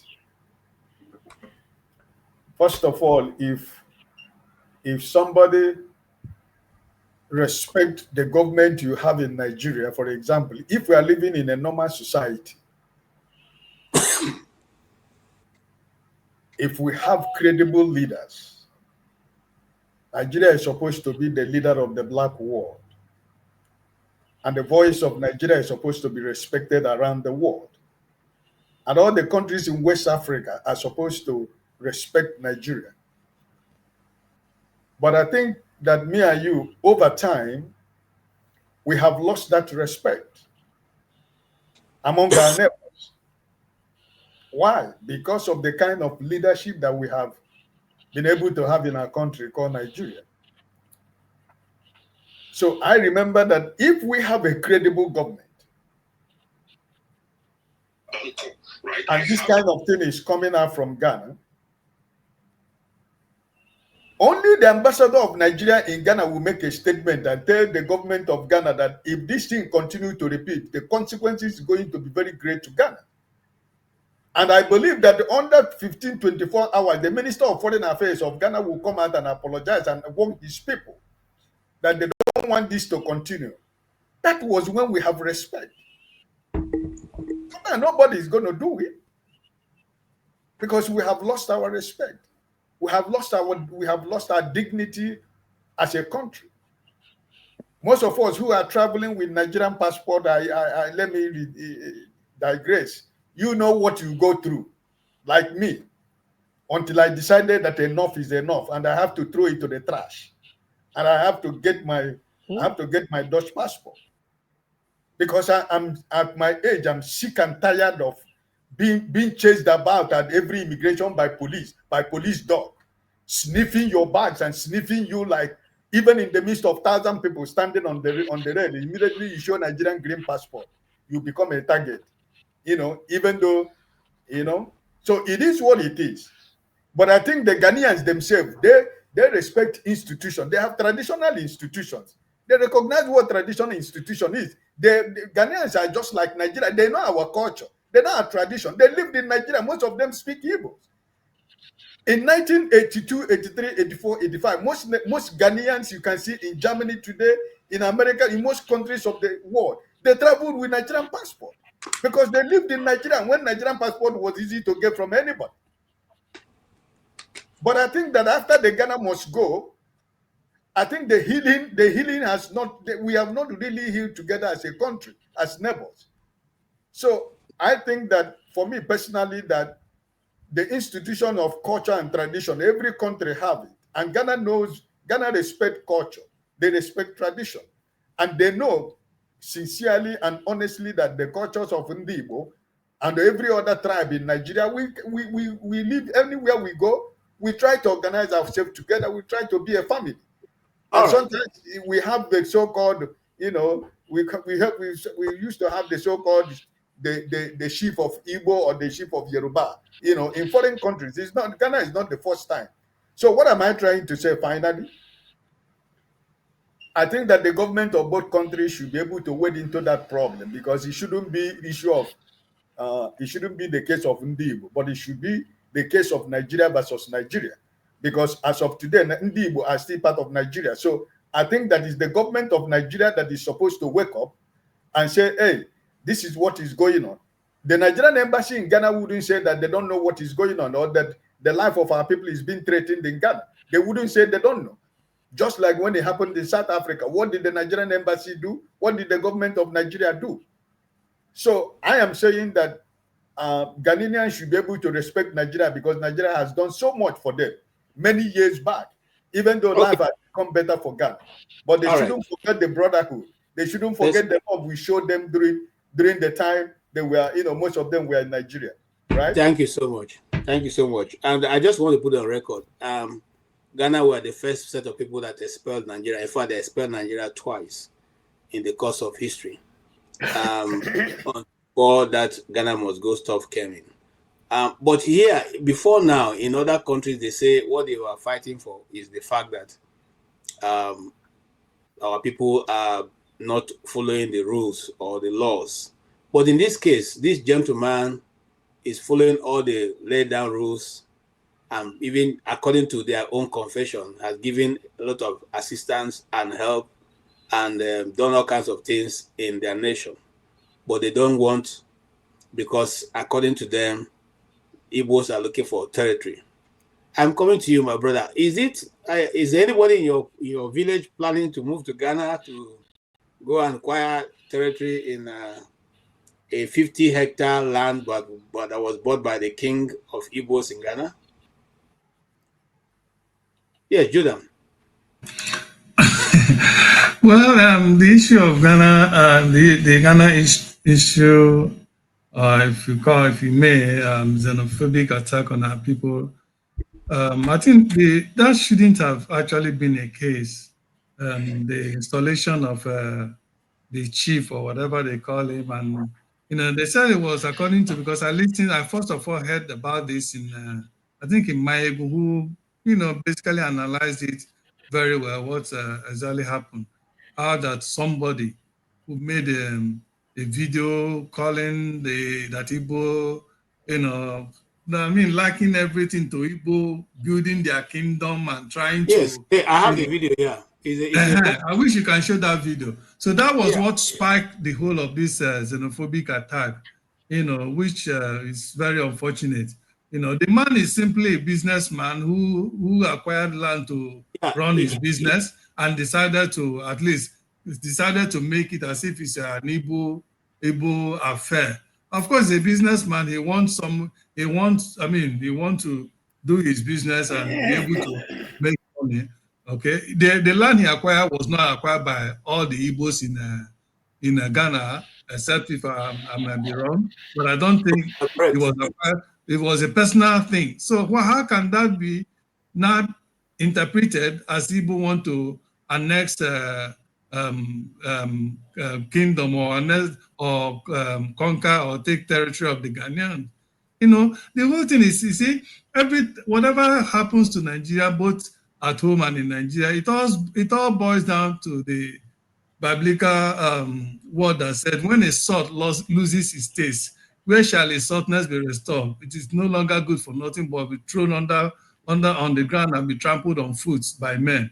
Nigeria is like a salt that have lost its taste by the virtue of what our criminal politicians are doing, that now we are being trodden underfoot all over the world. At any slightest provocation, you see Nigerians being killed, being battered, being, in fact, all kind of inhuman treatment against a country that should have been, just by mentioning you are that name, you are from that country, people should revere you. But because of the evil criminal leaders that we have in Nigeria, that have refused to repent, that does not give a damn what Nigerians are passing through, both at home and abroad. In fact, the more Nigerians are being persecuted or Nigerians are suffering, it's like it gives them joy. If it doesn't give them joy, how can a number 3 man in Nigeria, that a criminal Senate president, woman abuser, what is he called? A pervert man. How can he say during the protest that happened I think, was it last year? And let them be protesting, we'll be there pumping our champagne and be celebrating. How can somebody, a government official, a number 3 man in Nigeria, say that of people, of his own citizens that are protesting for the betterment of the country. Let them be protesting, we'll be drinking our champagne. Is that not the hike of insensitivity? If that man, if the whole situation had been turned around, but somebody in America here, a government official in America said that, that would be the last day of his post or being in that position. But hey, Nigeria is where anybody, in fact, the more criminally minded you are, the more you are better to be in the Nigerian political offices. That is why somebody like Obi, sorry, I don't know if they can allow him because he's too pure to be in that criminal enterprise called Nigeria to be a leader. Okay, all right. that is the thing. It's so sad. Okay, thank you so much. Let's move on. Mr. Tony, someone had just written on there, and I want to pose that question to you. Someone has written and complained that can you live peacefully? We can't live peacefully, and we must not start our kangaroo kingdoms in another man's land. The question be, was there a meeting with the Igbos that this individual, who is not even a recognized chief in any portion of Igbo land, we now forming a kingdom for the Igbos? I don't understand it. Is it not some, anyway, can this individual be working hand in hand with the Biafra agitators to move Biafrans to Ghana to go and take over? Is it possible? Well, KJ, first of all, let me say that I am not very conversant with the this incident that happened in Ghana with respect to the Nigerian that you are speaking about.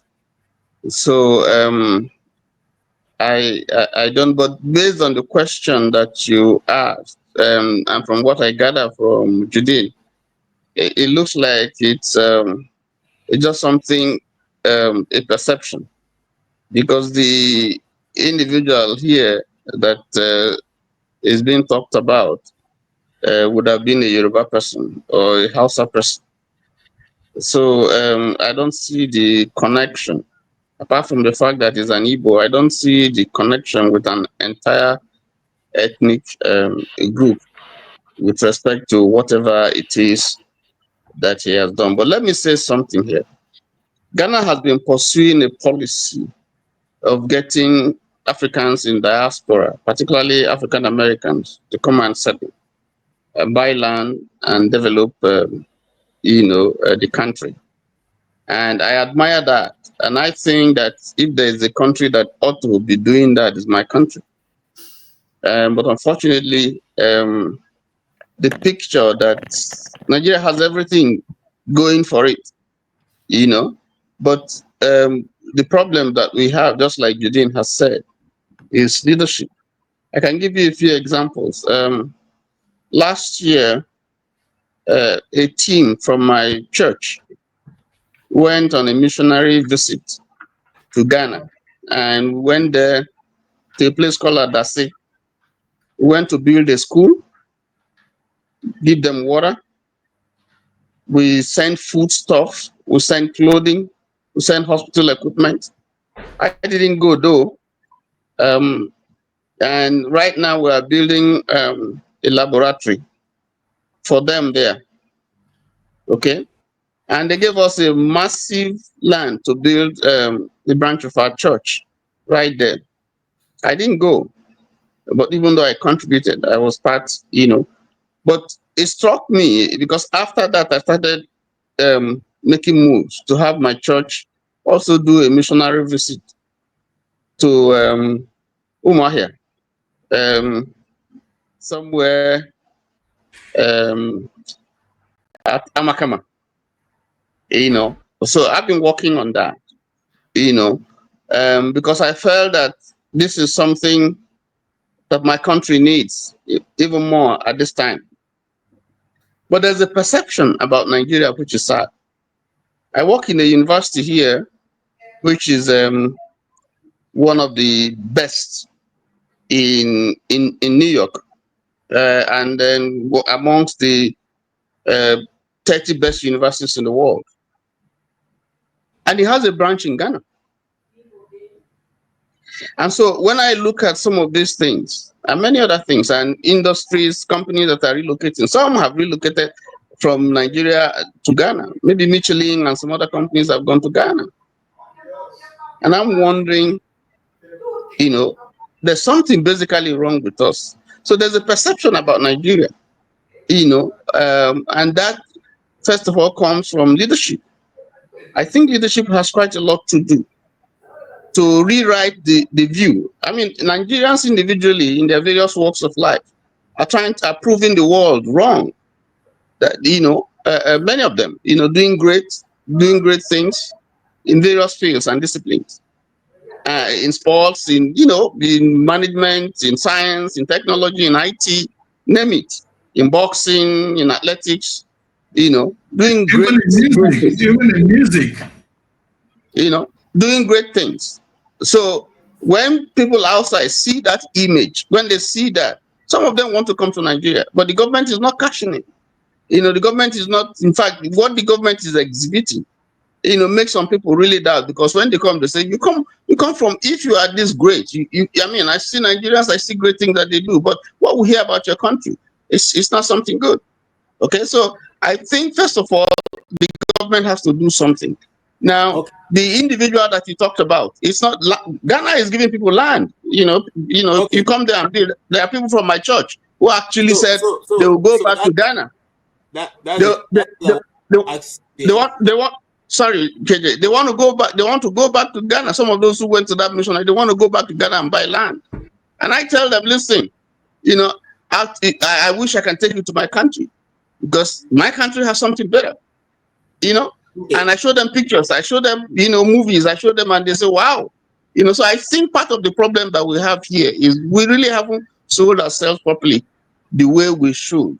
And that is probably part of the problem why we're having that. We had it in Lagos, targeted against an ethnic group, again, over this type of issue. So I think I agree with Ike that the ambassador would have helped, or High Commissioner should have done quite, I don't know if he did anything to diffuse this tension and make and let them know that this is not an ethnic thing, that this is just maybe a misunderstanding and so on. That would have ended the case. But let me stop there. Thank you.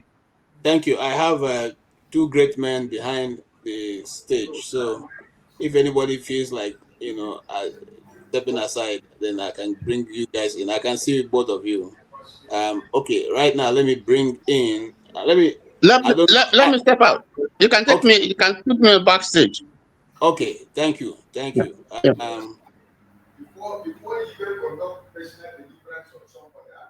Okay. And here comes Masker. Okay, I still have one more great man, which is forefather. So you say my turn? So Oga KJ, I was here before Okoli and stay humble. But I don't know why I was shuffled out of the queue. I was here before that. It was when that. And Omoro, you have spoken. Kene, you spoken, but I was there when you spoke, right? Yes. So, but I've not said anything. No, yes. I responded. I responded to my name calling. Well, for peace sake, when you guys were having the rumble, for peace sake, we said let's just go like that. So please just let. So these are punishment. Ah, Jesus Christ. Okay, yes. Next time you keep your mouth shut. Accepted. No problem. I accept the punishment. Yes. Okay. CM. The nation of Ghana is asking people from all around the world who claim that Ghana is their place of origin to come in, buy land, build house. Is it a lack of understanding that they are now assuming that a man, a certain individual, is now the king of Igbos, and so he's going to move Biafra to Ghana? Or is it just being mischievous? Because this blogger, if you listen to him, and because he sounds very, very enlightened, the possibility of your being taken away if you don't have the history of what he's talking about is there. So this blogger came up and said he said it. In fact, when I was frightened when I heard him talking, because he said there's an Igbo king ladies and gentlemen, there's a new kingdom in Ghana. That's the Igbo kingdom. So that kind of introduction, and because Ghana as a population is less than 40 million people, so you are telling such a population that a people who, and in fact, another blogger said these people fought a civil war. They wanted to take land from Nigeria, and we failed to take the land. And so now we have sent our emissary to Ghana to go and buy this land. Then after that, they now start exporting Igbos to Ghana, and then very soon we'll call it Biafra, a new Biafra land. And in this modern time, I have not heard the federal government, nor just like Ike said, the ambassador, very callous, you know. Uh, what do you say? Okay, somebody's asking me to play the video. Anyway, It's a very long video. It's about 30 minutes. I can play also. I have also a response of the Kingdom, what they've written to, kind of ask the guy to remove the title or something like that. I can play it. I have them. But if it's long, do you think it will be necessary? Because Yeah, it's very long. You go ahead, CM. So I'll make fraction. anyway, let me I will take the summary you've given of it. You see, the thing is, the guy is offering bad press. First, the Igbo that we don't deal on kings. It's just bad belly envy. Somebody is just cooking things up. How many area in Nigeria do Igbo say we are king? Not to talk of going to Ghana to say king, or to whitewash it. We will be exporting people. We are not. Our land is more than enough for us. So what is the meaning of all this rubbish? Igbo they go take. Is it because Obi want to be president of Nigeria, a clear winner? Then everybody can go and cook up a story and be selling all over the world. The world know who Ndi Igbo are. Forget about all these things. I'm not going to, that it just too. I mean, it's too pedestrian to be commenting on this. The guy is suffering. I mean, if the Ghanaian authority invites him, he sit them down and they tell them what is going on. They know. They know. He bought a land. They want to say that is what he meant to go and carry me and you now because we all in. This was the way they interpreted January 15, 1966 coup as Igbo coup. Everybody, Igbo man, sit down, plan coup to take over up till today. So it's just bad press, but it's not going anywhere. This is connected with because an Igbo man for the first time, the best candidate, P2B, without blemish by Nigerian standard, no corruption. People have seen him that this is the man that can give Nigeria a direction. Everybody is now going about it. Some people are sponsoring different news. Look at what they are talking in Ghana. Igbo man go to Ghana. Is it today we are going? We've been in Ghana before. Was it not Allen Onyema that go and rescue people from Ghana when VDM, very dark man, was shouting that they're trafficking people all over Ghana and West Africa? Allen Onyema, an Igbo man, donated his aeroplane to go and carry them back. Why didn't they say the man want to take over West Africa? Why didn't they say, Allen Onyema, it is Igbo people, they want to be king because he bought it? I know where all this propaganda is coming from, and I know people are doing it. It will fail. So forget about all this nonsense. It doesn't deserve to be commented on. Let the Ghanaian authority invite him, man. You sit them down and tell them this is pure business. Who is talking of king? When you go there, you become king, you pack all Igbo. We are looking for one to establish Biafra. The fear of Biafra is what giving people sleepless nights. That is why they released Buhari, who died in 2017. Since they are now telling us he died it today because Nnamdi Kanu will get his freedom. What are they deceiving? Biafra is on the calendar. Nobody can stop it. I have to comment like this because I know exactly where they're headed. The issue is not about that man in Ghana. They want to use it to build a narrative. Igbo want to take over. Which time Igbo man go Ghana? Is it today we started being in Ghana? What of Sierra Leone? The biggest business in Sierra Leone, who has it? It's not an Igbo man. Ivory Coast, until they played Nations Cup, people did not know last January. So what are we talking about? All these things are just mere rubbish. It pains me that some people do not see through all this gimmick.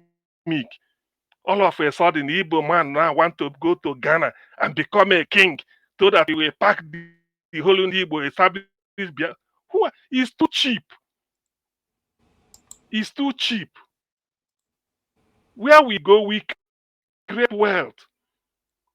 We don't steal. We compete. Anywhere Igbo man goes, he will compete. When he competes, if he wins, good. If he doesn't win, so be it. We believe in competition. We don't cut corners. Anywhere you see us, we merit it. It's on merit. The land wasn't given to him free of charge. He paid money. He got the land. His business. Let the Ghanaian government investigate his business. So what are they talking? Nigeria. This issue of what is it called? This issue of Igbophobia. Some people just take it as if they want to export it. The world know who Ndi Igbo are. For those who may not know, there's a book written by Chinese American author. It's called the Michua. He said there are 4 global tribal citizens Come in back the world: to the my Jews, channel. I'm Cyrus, the and Chinese, this the Indians, and the Igbo will go to Ghana and start to go and build empire. Want to eat. So we know people that are sponsoring all these things, because just to say that Isiam, they are going to Ghana to cause confusion. When they went to South Africa, they are talking about South Africa. Was it not Ireland? Now today, Nigerians are in Iran trapped. Who are they waiting to bring them back? Aledoniema. Tomorrow they will come out and make. Why can't they use that to recognize Indibo? They are talking of Ghana, trying to insult themselves. We know exactly what they have in mind.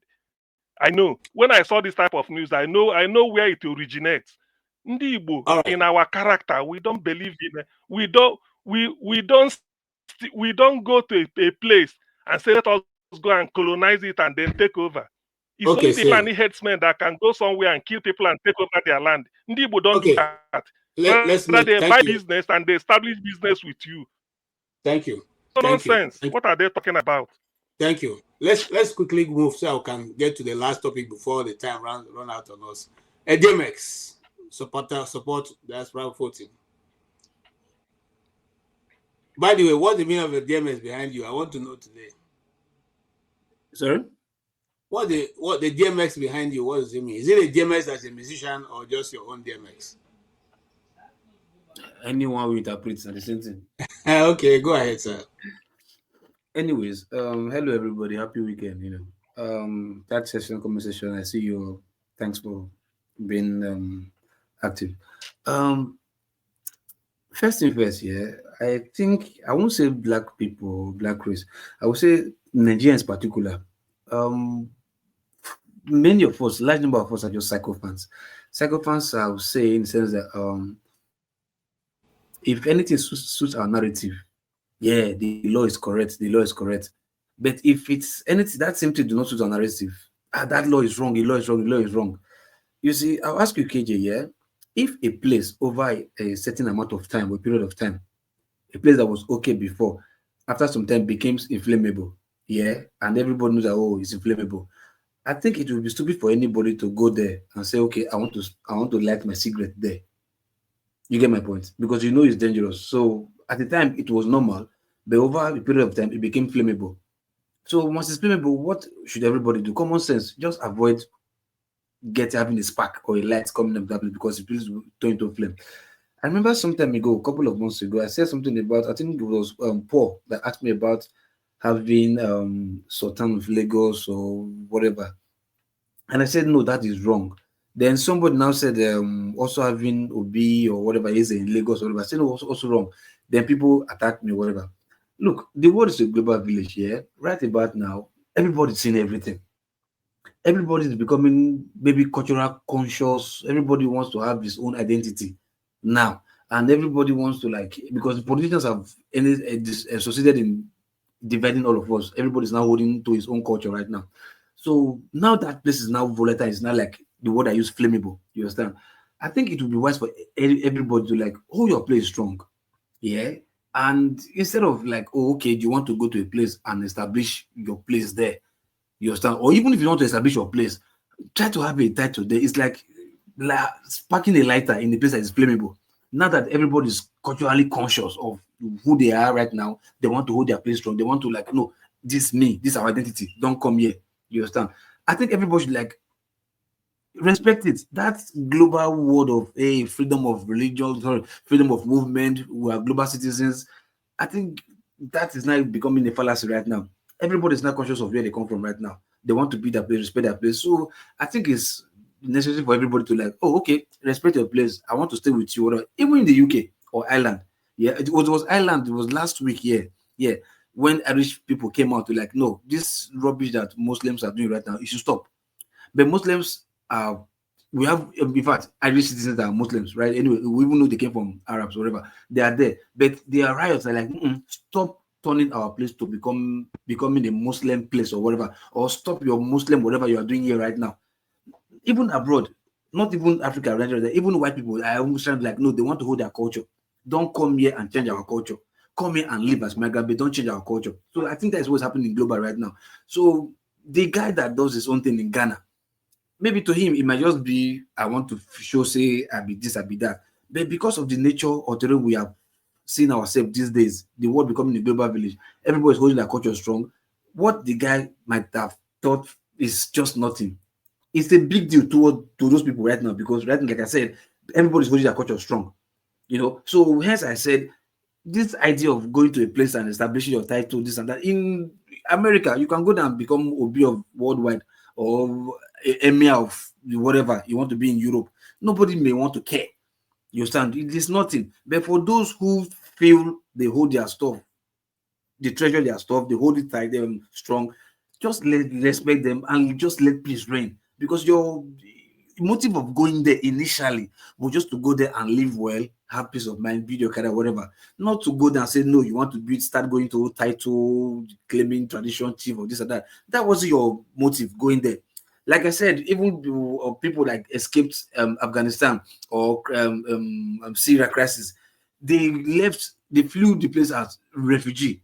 You understand? Trying to have a better life. But now that they've settled down in those countries that they've accepted them, now they're now holding ground that we want to turn this place to a Muslim country. So this is how it starts. Initially, it was never like this, but over the time, it may become something else. So if you see people try to hold their culture strong, like, no, don't do this, don't do this. Yes, it might sound nothing, but it might also sound something. But if they say don't do it, just respect them, because the land belongs to them. Just you came there to live, to harmonize. You want to marry those, but trying to go to like maybe something cultural, you might offend some people. Hence, I said everybody should just hold their culture strong. Stay in your lane. If you want to live somewhere else and live in their, let's say, like I said, if you are in Rome, behave like in Rome. So why will you go to Rome now? You want to behave like an American? It doesn't work. You understand? Like I said, the world has changed past. If you go to Rome, behave like Rome. Everybody wants to like, don't worry. Stay your lane. If you want to live peacefully, live peacefully. Everything you want to do, bring your own here. People don't accept it.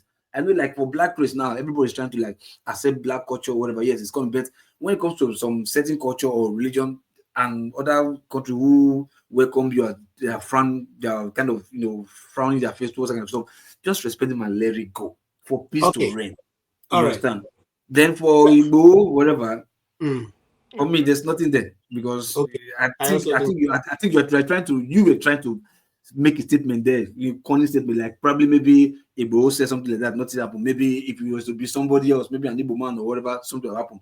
But for me, anybody would have said what Igbo said. You understand? He just came, he's speaking his truth. This guy was after his life. Now he's dead. You want me to die before you? Now you don't die now. Who lose? Not you lose now. I think that was what the guy was saying. Unamdi Kanu can also come and say the same thing. Look at Buhari, that you don't wanted me dead. Now you are dead right now. Wow. So I think it's just any statement that anybody will make, and there's no force that I think will come from there. That's just all right. Thank you. I really appreciate your time response and keeping to time. I like that, so other people can speak quite quickly. Yes, stay humble. You see, I like the angle he has come from. Why? Even though I think there's a lot of misunderstanding with the title of the whatever, because you have Chinese town in other places, you have Americans settling in Ghana, and they are forming associations of Americans settling in Ghana. I have not heard any story from there, but this particular individual, they have problem with. He's been accused, even though that has been debunked many times, but it has been accused that he has an expansionist mindset, which the Igbos are known to be expansionist people. Please, do you have any record of the Igbos taking people's territory since you have read the Igbo history upside down and the rest? Have you ever seen anywhere that the Igbos went and took over? Even if the people were just few, they went there and took over their people, that land, and call it their own. Yeah. So the feud between Igbos and other people, let's say Ghanaian, Togolese, Cameroonians, I think it's long standing really. They fear the Igbos because we are economic conquistadors. We are very dominant. We dominate by hard work, really. So they naturally fear the Igbos, really. Yeah, so I don't think it's something new. I think it's something that's lasted over decades and centuries. Go to Cameroon, where the Igbos are in large number, the same thing happening. Yeah, the markets and the rest of them. I met a Cameroonian here in the UK some time ago, and she said she hated the Igbos with venom. What was the reason? Because the Igbos were dominating the markets in Western Cameroon. So they didn't take their land, they did not break their laws, just that they were dominating the markets. Yeah, so I don't think it is something that is novel. Yeah, I think it's something that is long-standing. Just that this time around, the field has taken a different dimension, just because that some of the people that are behind these divisions and ethnic wars and the rest of them, I think there are forces that are not within Nigeria, really. But the thing is that they have a lot of puppets, they have a lot of people working for them. Yeah, so all these social media influencers, these Twitter guys, they can all work for all these American agencies, BBC and the rest of them.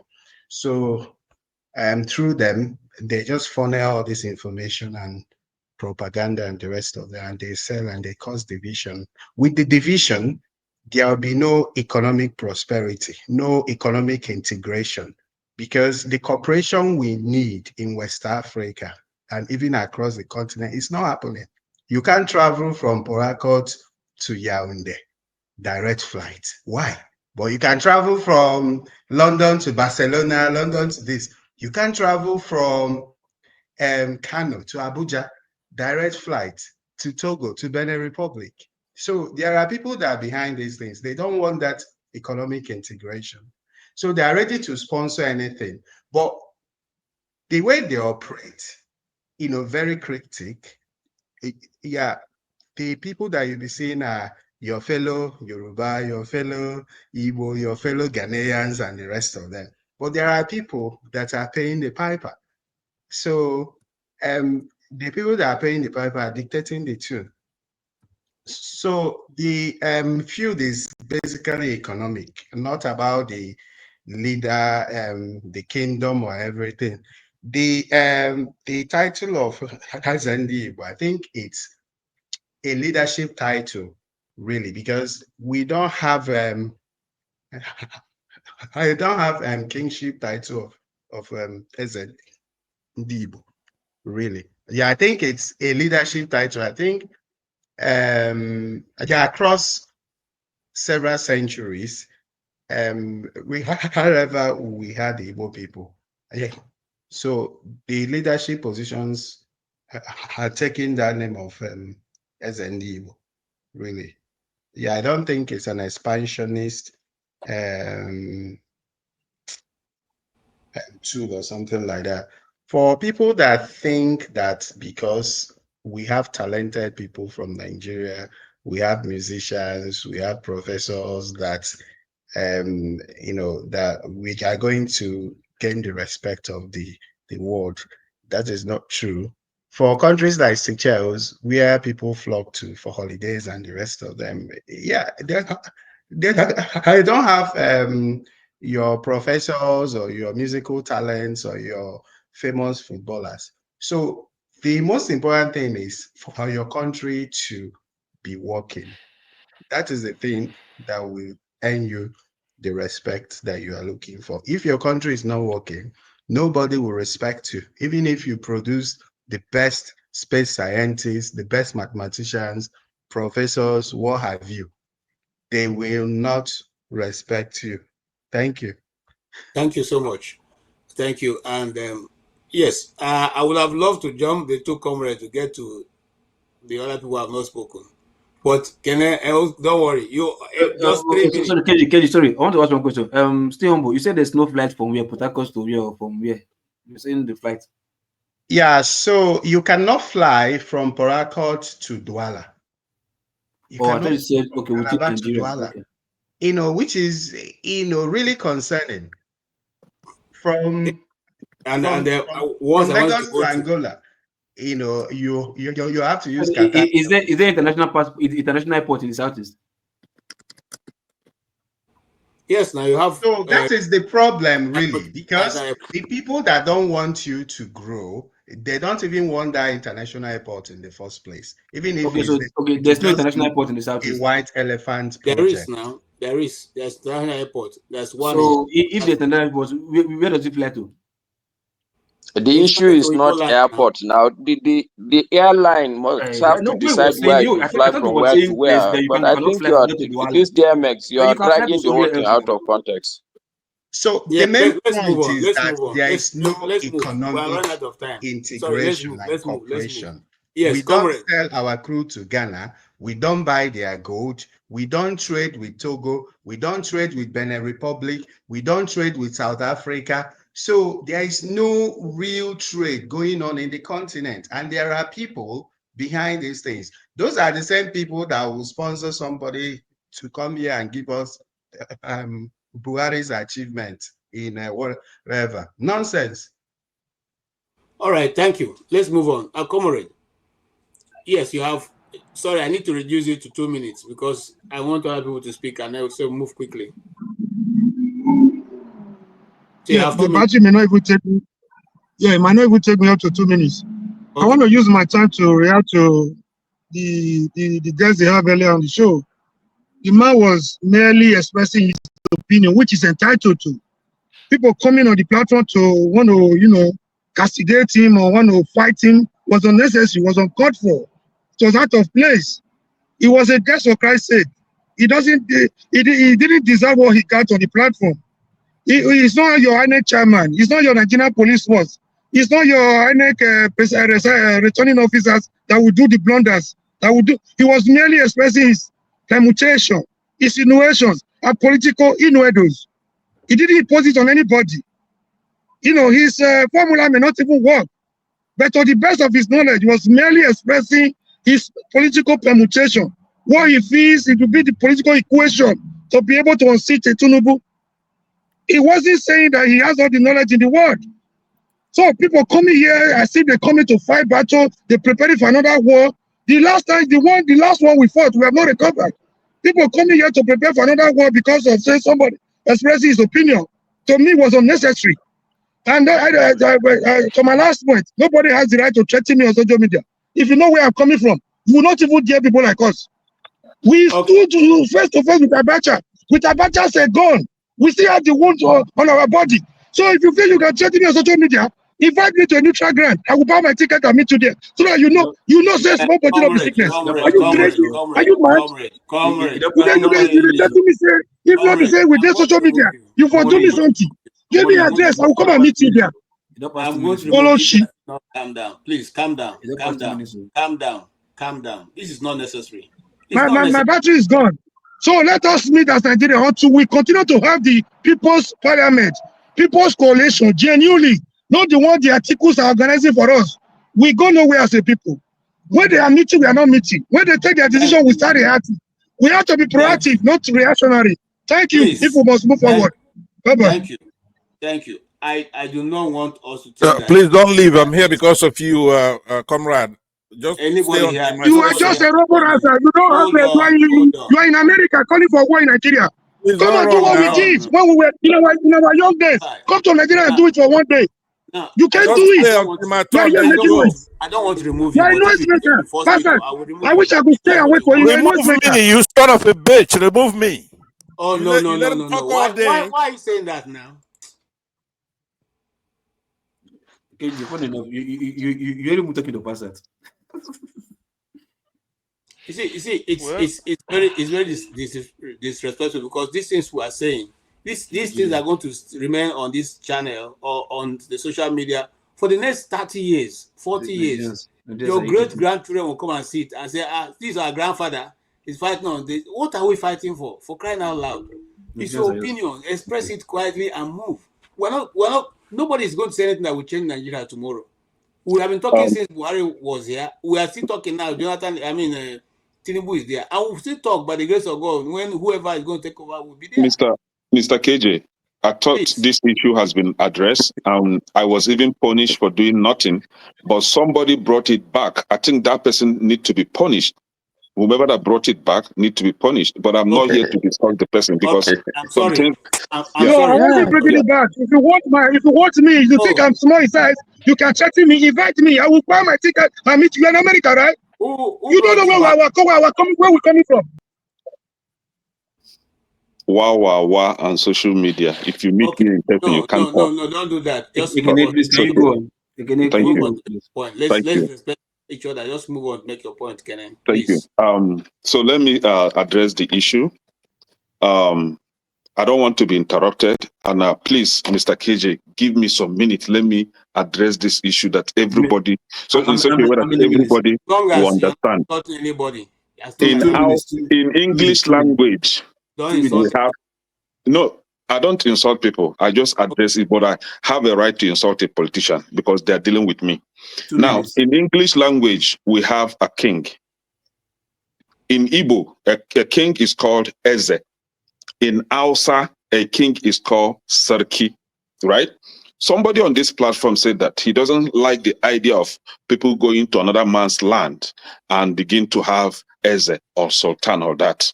Now, the same person now, if I ask him, is he in support of having Eze Ndibo in Bini? He will say, no.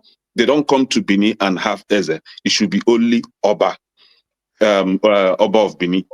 But the same person failed to understand that there is what they call Serkin Alsawa in Bini, and they are okay with that. But if you dare want to have Ezendibo in Bini, then it's a problem. You are insulting their Oba.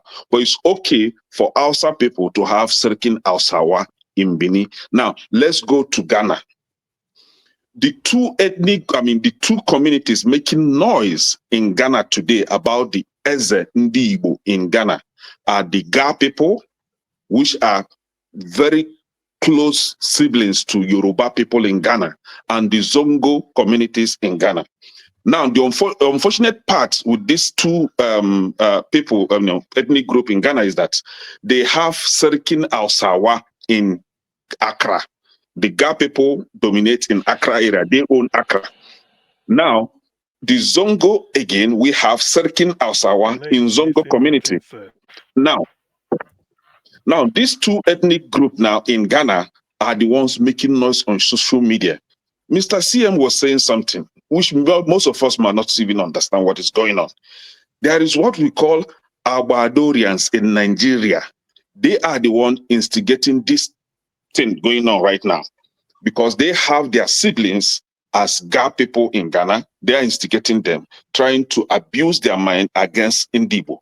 Now, I, as a person, am I in support of going out of your homeland to have whatever king or Eze in another man's land? No, I'm not in support of that. If you want to be a king, go to Igbo land in your community and become a king. Because I remember growing up, we don't have such thing as Ezendibo in Kano or Ezendibo in Lagos. What we have is Igbo Association, Kano, Igbo Association, Lagos. In that association, you have the president of the association, the vice president, or even the chairman, right? But today, it is Eze. But if you look at it in another way, We have Hausa people wherever they are. They have Serkin Asawa in Enugu, Serkin Asawa in Lagos, Serkin Asawa in Bini. But if they have SNDibo in Lagos, who they want to take over Lagos? If you want SNDibo in Bini, they want to take Bini. But it's the same Oba of Bini went to Iwenka to try to force them, enforce his own boys to become leaders in another man's land. Right? But it is acceptable for them. But you can't do otherwise when it comes to Igbo people. Now, this is it. The SNDibo in Ghana. What is the meaning of Sarikim? Not What is the meaning of Sarikim? I just explain it. King is Sarki. No, King. it also means chief. No, it's not. Check. Master, you are here. Educating, please. No, thank you. It also means Sarki is king. DMX. Right? DMX. I think first of all, Kenny, I don't think what I will advise you, Kenny, don't let DMX drag you back. If you make your point, so make your point.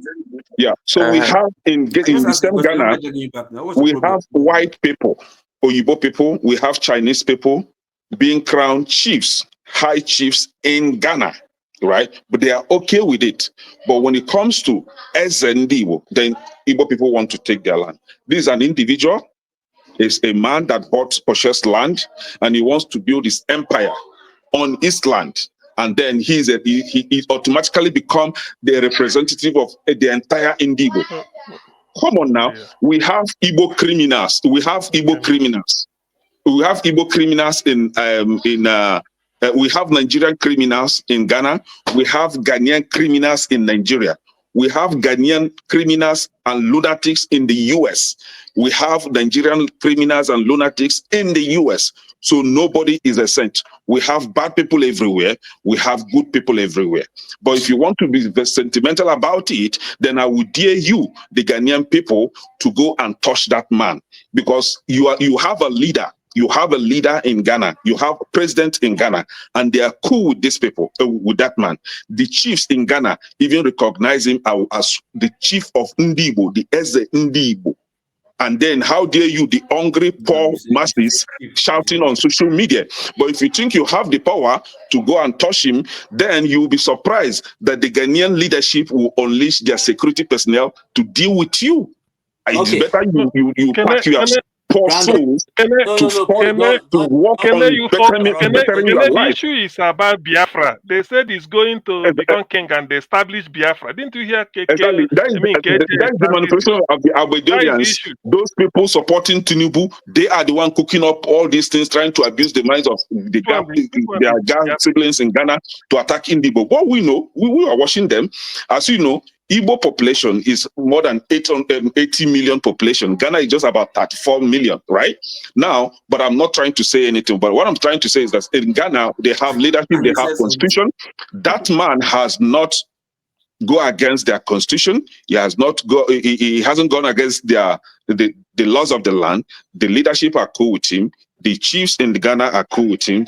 Just the poor, confused masses that should be working on, making their lives better on social media, shouting up and down. Go and try and see. Then the Ghanaian police will deal with you. Let's hear from Masca. Thank you so much, Ken. I like the way you broke it down, so everybody has an understanding. But I want to say this before Masca. It's my turn. KJ, it's my turn.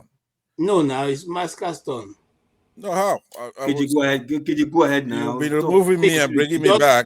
Just be patient with me. You have been patient so far. Be patient with me, please. Now, Igbos don't have king. I just want to say that before. We don't have king. There's nothing like king in Igbo land. You see, if you can take a title now, I'm here and I say, I'm King KJ of Igbo land. If I go to Igbo land, even the smallest child can insult me. We don't have such a thing. We only have the king we recognize is God. So every community have their own. You can have an Eze or a leader, which is the same thing. But we don't have king. Well, everybody comes and say rank adede. Nothing like that. Nobody gives you any rank or anything in Igbo land.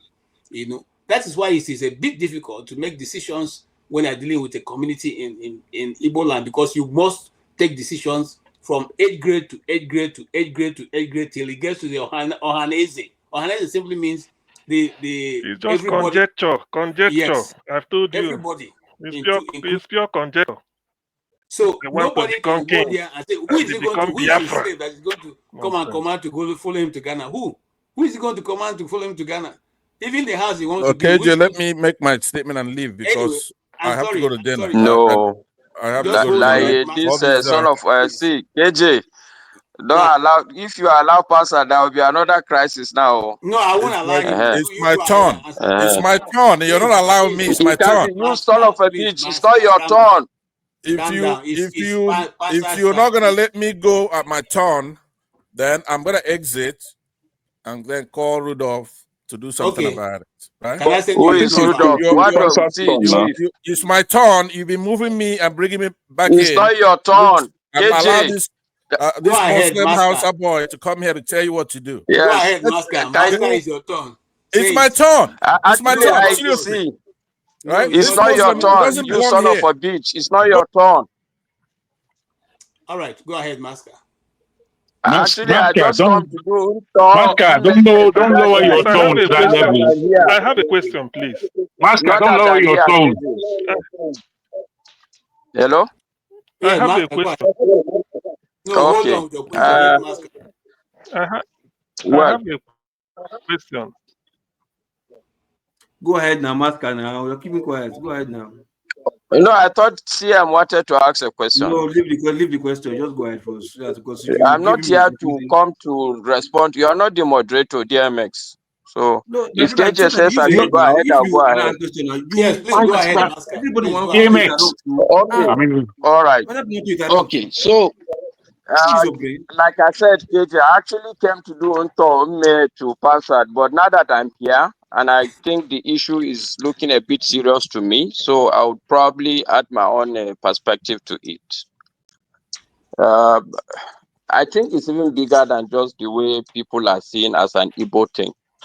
I've worked in an African country where it was very clear as a Nigerian, generally across Africa. The other Africans are not the world is not comfortable and the world is not afraid. They admire us. It's a love-hate relationship. They like the way we are, but it's an intimidated personality across the whole country as a Nigerian. I know we spoke about this yesterday. When you look at the leaders that went to see Trump, my position was that if you take an average Nigerian president, he's not going to behave like that. A white man in Nigeria normally behaves himself because we don't have this mentality of succumbing to the white people. A lot of the African countries, they look at us, they admire us. I've had a couple of South African personalities even mention this, that they like the way Nigerians are very confident, the way we are. If you listen to Omori, you think that there's a problem, but that's how a Nigerian talk. We will raise our voice. We will do as if we are fighting. I'm sure an average white man, when he listens to us, will think that there is fire on the mountain. Meanwhile, it's just normal discussion. So all these personalities is very intimidating to the general African. But the good news is that from my experience in my lifetime, I have seen Nigeria truly as a big brother. We have taken Ghanaians into this country. Yes, we send them back at some point. But if you go about the streets of Nigeria, even when you are a foreigner, you will see that in Nigeria, honestly, as long as you are a black man, we know you are even speaking French, but you will not see any intimidation. So what I will advise is that, you see, when you're big, you're big. When God has blessed you, remain blessed. It is not for you to come down to the lower level of the other person who is, how do I call it, who is begrudging you. Okay, I would call on all of us. Yes, the truth is that every average African will be intimidated by the Nigerian. I've seen videos where they say people are taking their women, Nigerians are taking their women. I don't want to go tribalistic, but it's happening all across. As people say, generally, whether you like it or not, an Igbo man is very hardworking. So should All we you have stop to taking their go. women? Hello? Should we stop taking their women? Well, no, that's what I'm saying. It's a blessing from God. I mean, a woman will not come to you if you are not worthy. That's the good thing with women. You know, they are the most discerning genes among us. But the point I'm making, that it's not just an Igbo issue. It's an African issue. If you are a Nigerian, due to our personality, we have an intimidating personality. Okay, and Africans are not very comfortable with that, but they admire it also. So let's remember, and the most important thing for me is that yes, we are intimidating, but we are big brothers. If any African comes into Nigeria, he will not be harassed. I've not heard of any case where we intimidated people. When I was in the university, there were 3 students from Cameroon in my own department. We all took them like brothers, and they were fully funded by the Nigerian government. So this is where we as Nigerians should remain. Yes, when you're big, people would begrudge you, people would throw stones, throw mud at you, throw rotten tomato at you. But it's not for you to descend back and start quarreling or insulting them. The second point, my perspective, is that I think sometimes we also elevate issues where they are not at a very high place. What am I saying? I'm saying that in this era of social media, one guy somewhere that doesn't know his left and right can go onto social media, say something, and unfortunately, because most of us in Africa are uneducated, we carry sentiment and make it a big deal. Okay, and then unfortunately now it will become an issue of Nigeria and Ghana. Meanwhile, these people, the whole number of people that have spoken on this issue will probably be not up to 1% of the people in Ghana. But then if we are not careful, we would now use our own hand to transform the issue to become Nigeria-Ghana issue. And I don't think it's actually at that level. But anyway, like I said, what is important for me is just to do a pansar. Oh, man, you that you're bragging that it's your own platform, they are kicking you out for bad behavior, bad old man. All right. Thank you, KJ, for the time. Masker, you're going to make them to seize my salary for this month. Why are you No, doing that? KJ. No, so okay, let me make this point. I didn't want to make it, but let me put it this way, KJ. Honestly, when I started joining Dr. Damages, you are my first adversary. I used to have a problem with my mic. A lot of people will know. I'm sure forefathers will remember. When I start talking, 5 minutes, it will go. I used to joke that it's KJ that is taking my mic because KJ doesn't like what I say. But today, I really respect you as a person. I know how Pansat is. For you to have taken him out, I remove my heart for you. And I have nothing against Pansat, honestly, or any other person. We are Nigerian. We speak our minds. We say things. But well done, KJ. Thank you, sir. Thank you. I'm just afraid that Rudolph not going to pay me at the end of the month. Maybe Jagun can help me out when he answers the question. He will make sure that I get something. If Pastor goes good, report me now and they collect my salary. I don't know what I'm going to eat. Anyway, Jagun, you're coming in, and I like somebody made a very nice comment about Masker, that he has spoken really as a Nigerian without bias. And what he has said, I've also observed. Is it because we are that, I don't know, very, even here in the US, they'll tell you Nigerians are different from other people, other African countries.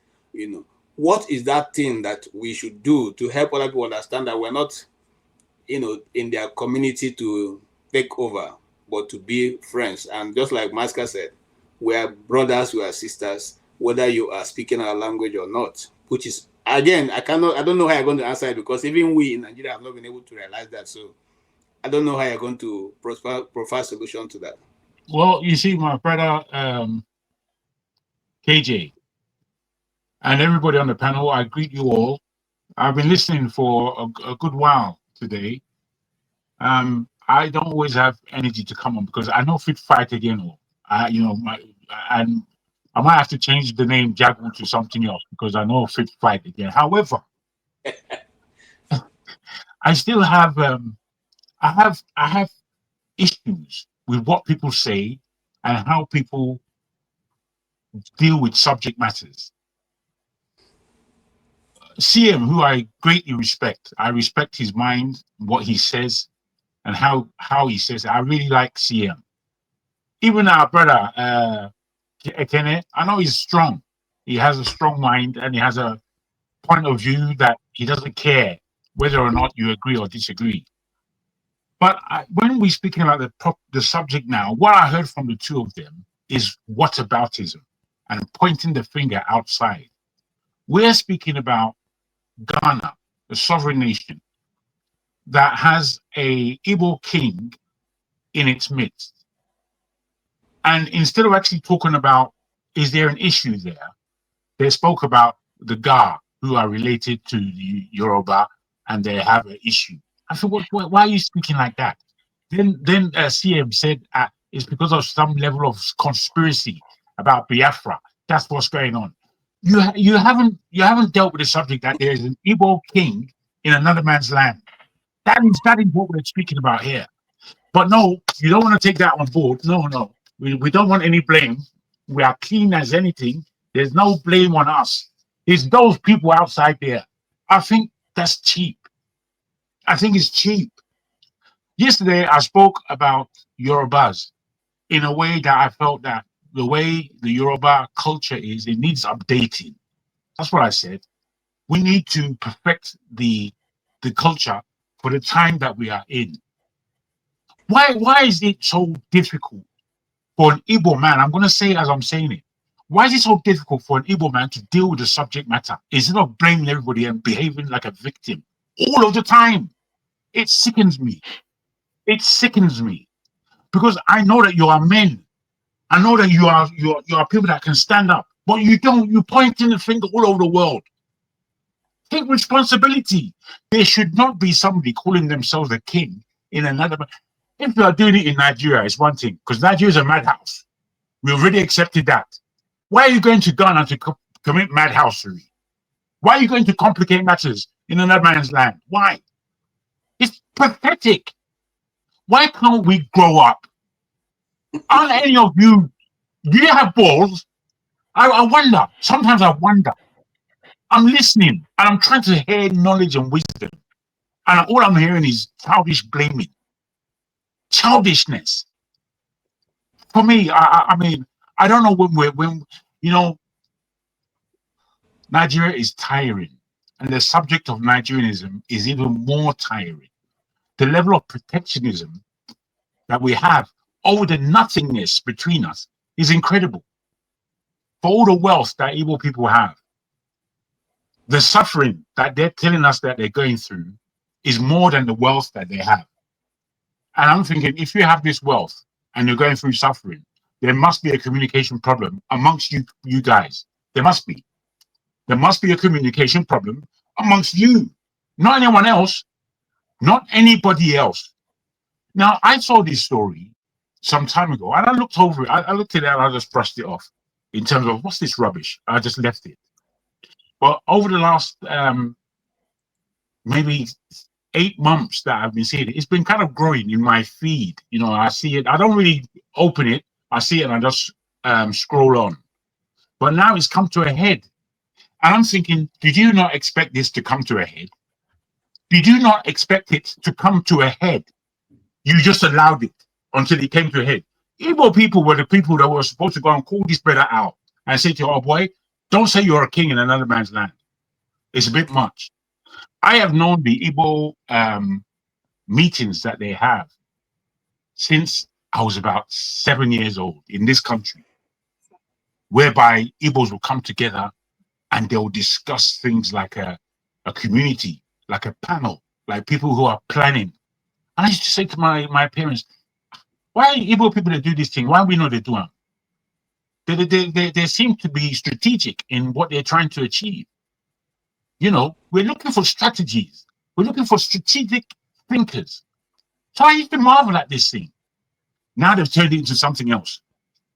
Is my looking upon it.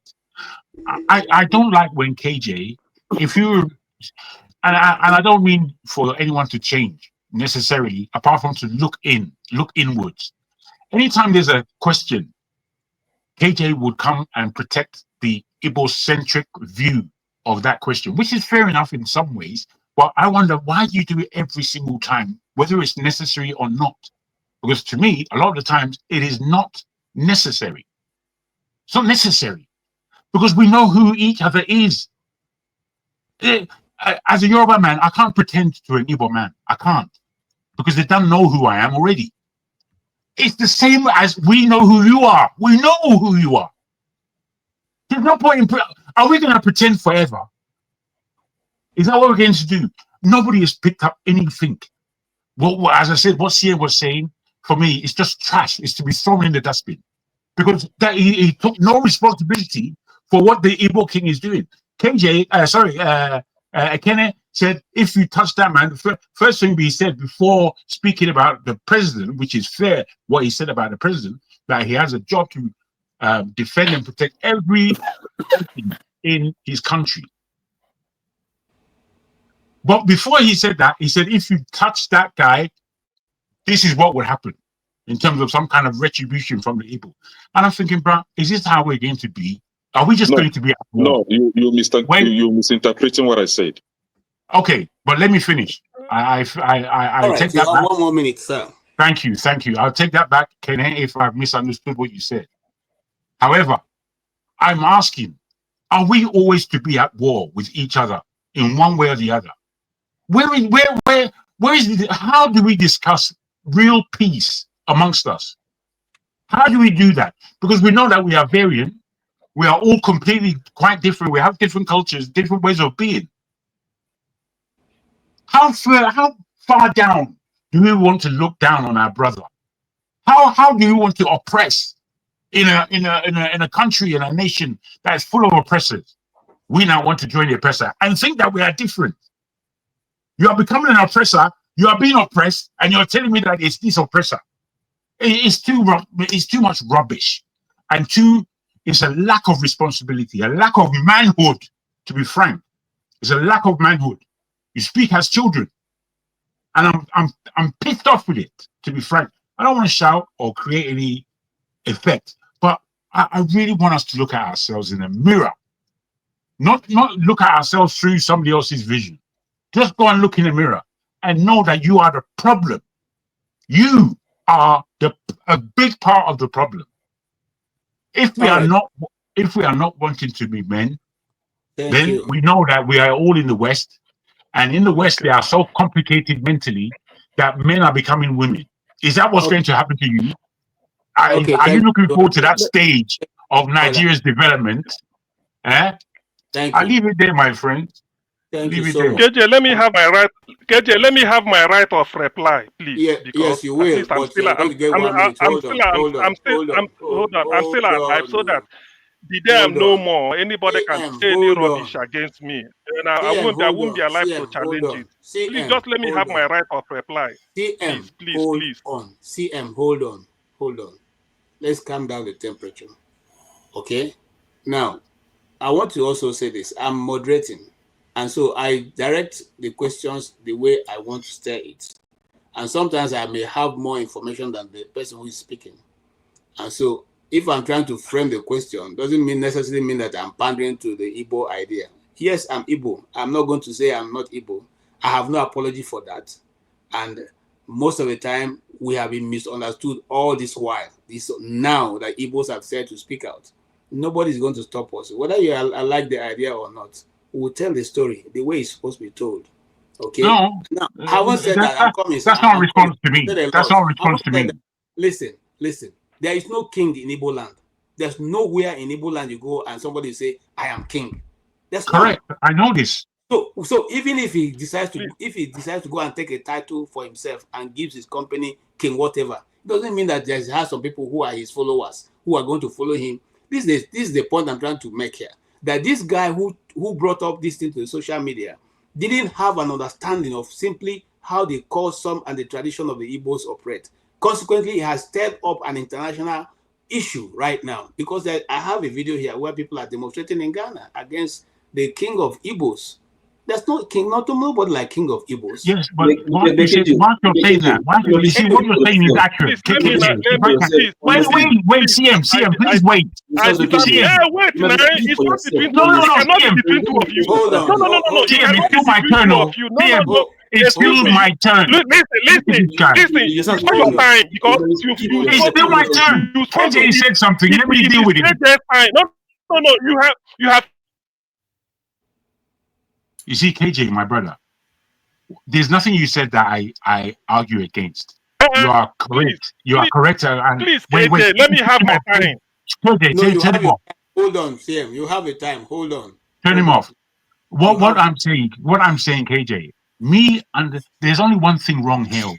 There's only one thing wrong here, and that one thing wrong is the fact that you know that there is no king. The Igbos are largely Republican.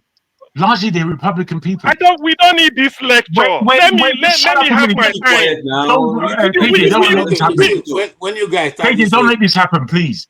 All I'm saying, KJ, is that there is one thing wrong here.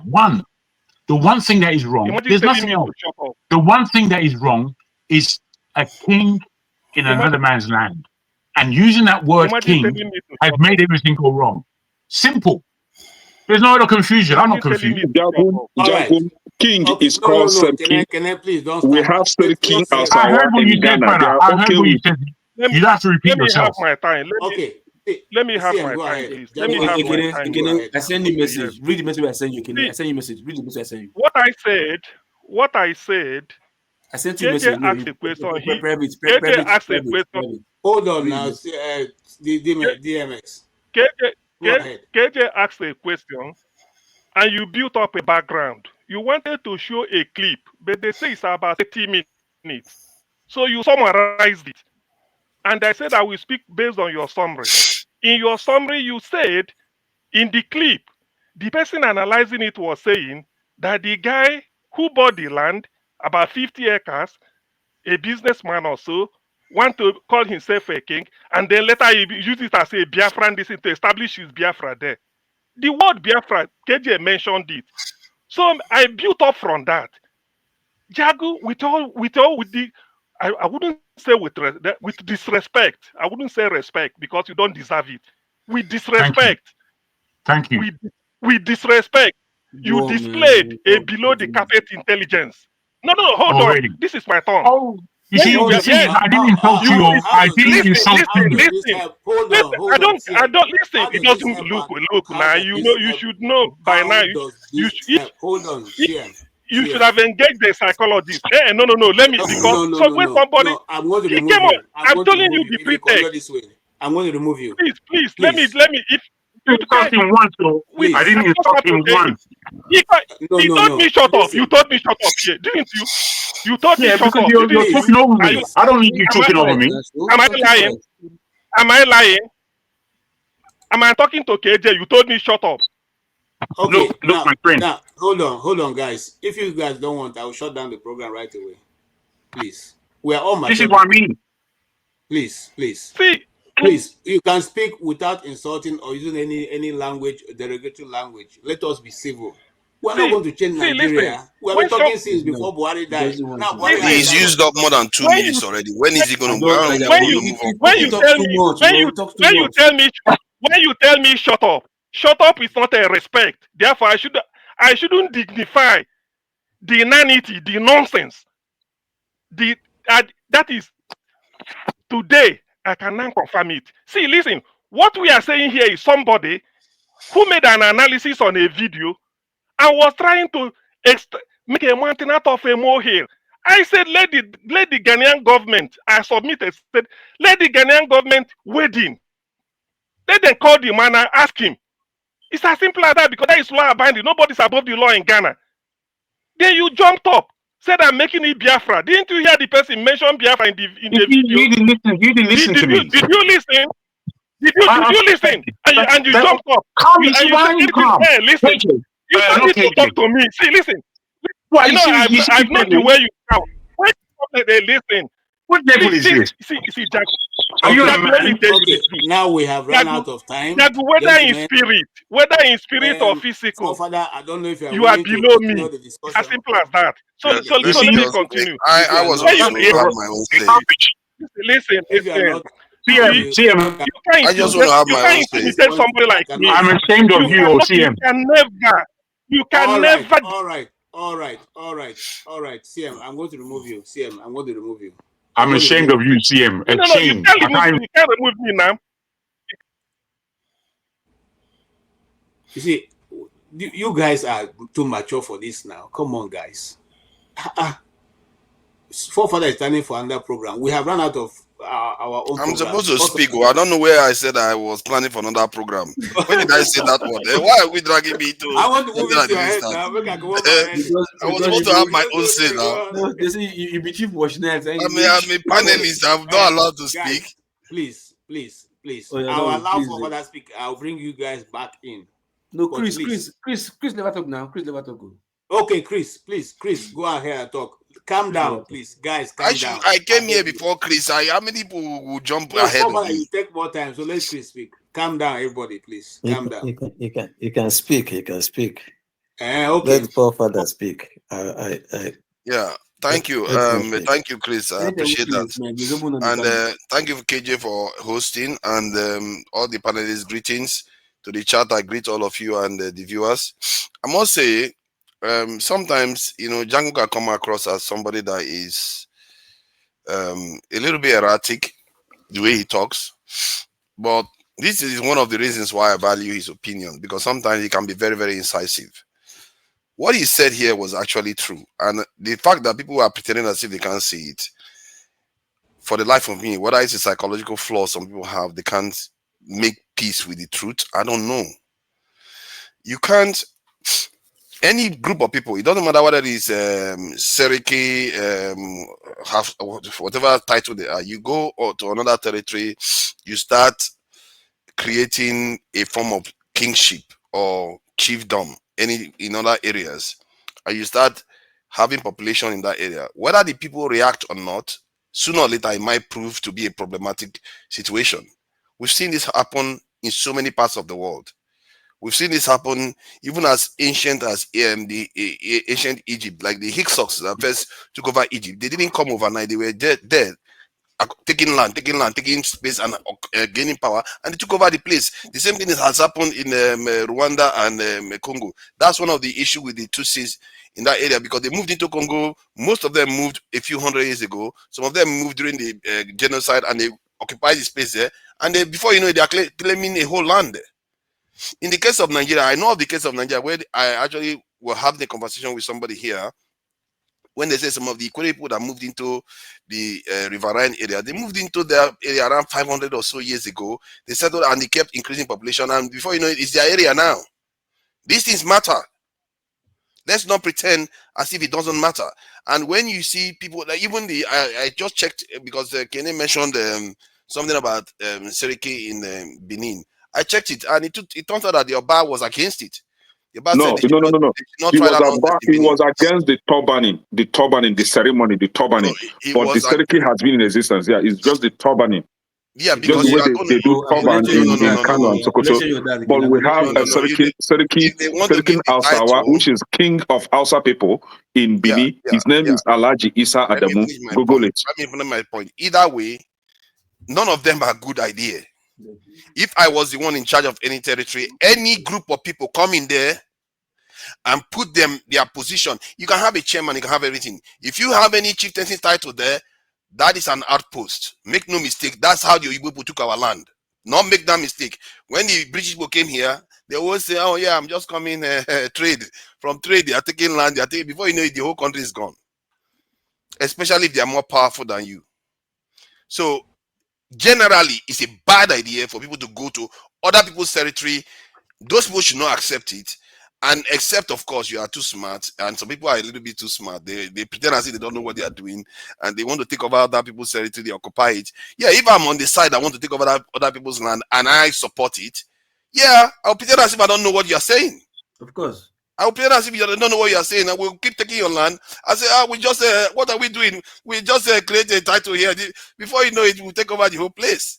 That's how it works. It happened in Europe. And I see that sometimes in people's faces here, they pretend as if they don't know what is going on. They know what is going on. They know they're pretending. When I was when Fulani is coming to the south, you see how people are complaining. Oh, they are trying to take the land of people. Because we know what these things represent. Why is another going to someone else's community to impose his own leadership there? No, they are not from there. They are Igbo. And they have the right to have their own king. Oba has no right to go there. Oba is the king of Bini people. Not people. Listen. Hold on. Obi of Onitsha too came from Benin. Hold on. Oba is not from Ibenka, it's from Bini. Why not allow me to talk? Why is it not this? Why not allow me to talk? Why is the problem? Now? You will have your time to talk now. Relax now. You talk for finish. Yeah, so the issue is not only particular to Igbo people. According to Kenina, Hausa people are at it too. Fulanis are probably at it. Everybody is trying to take other people's territory. I remember having a conversation with East Africans. Every single one of them have a greater kingdom in their mind. They want to take, like Somalis want to take over some land in Kenya that they believe that belongs to the Somalis. Kenyans want to take over. Everybody have a supremacist instinct in their head, and in the end, what we came to an agreement was that we need to stop looking. We need to start looking beyond these things because we have bigger threats out there. We are busy fighting over land that we barely even control, and we want to oppress each other. We are in the same country. We want to oppress each other. We are in the same West Africa. We want to oppress each other. We have to stop it. Thank you. Thank you so much. And hold on, guys. Hold on. Please calm down. I want to calm down the temperature. I want to calm down the temperature. Please, those people who are following us online, who are on the keyboard, please like the channel. It's only by liking it that people get to view us more, and we will even be able to happy for with you. Please like our channel. It's free of charge. Subscribe to it. It's free. Bing, bing, bing. It's finished. You don't even need to do anything. Just like it so that whenever we come, then you can always be notified, and then to notify other people. Hold on. Now. Keep quiet now. Keep quiet, my friend. Am I talking to you? What's your business? Hold on. So please, guys, we have over almost 200 people on this very broadcast. If we have 200 subscriptions today, it will not be bad. If we have 200 likes, it will be great.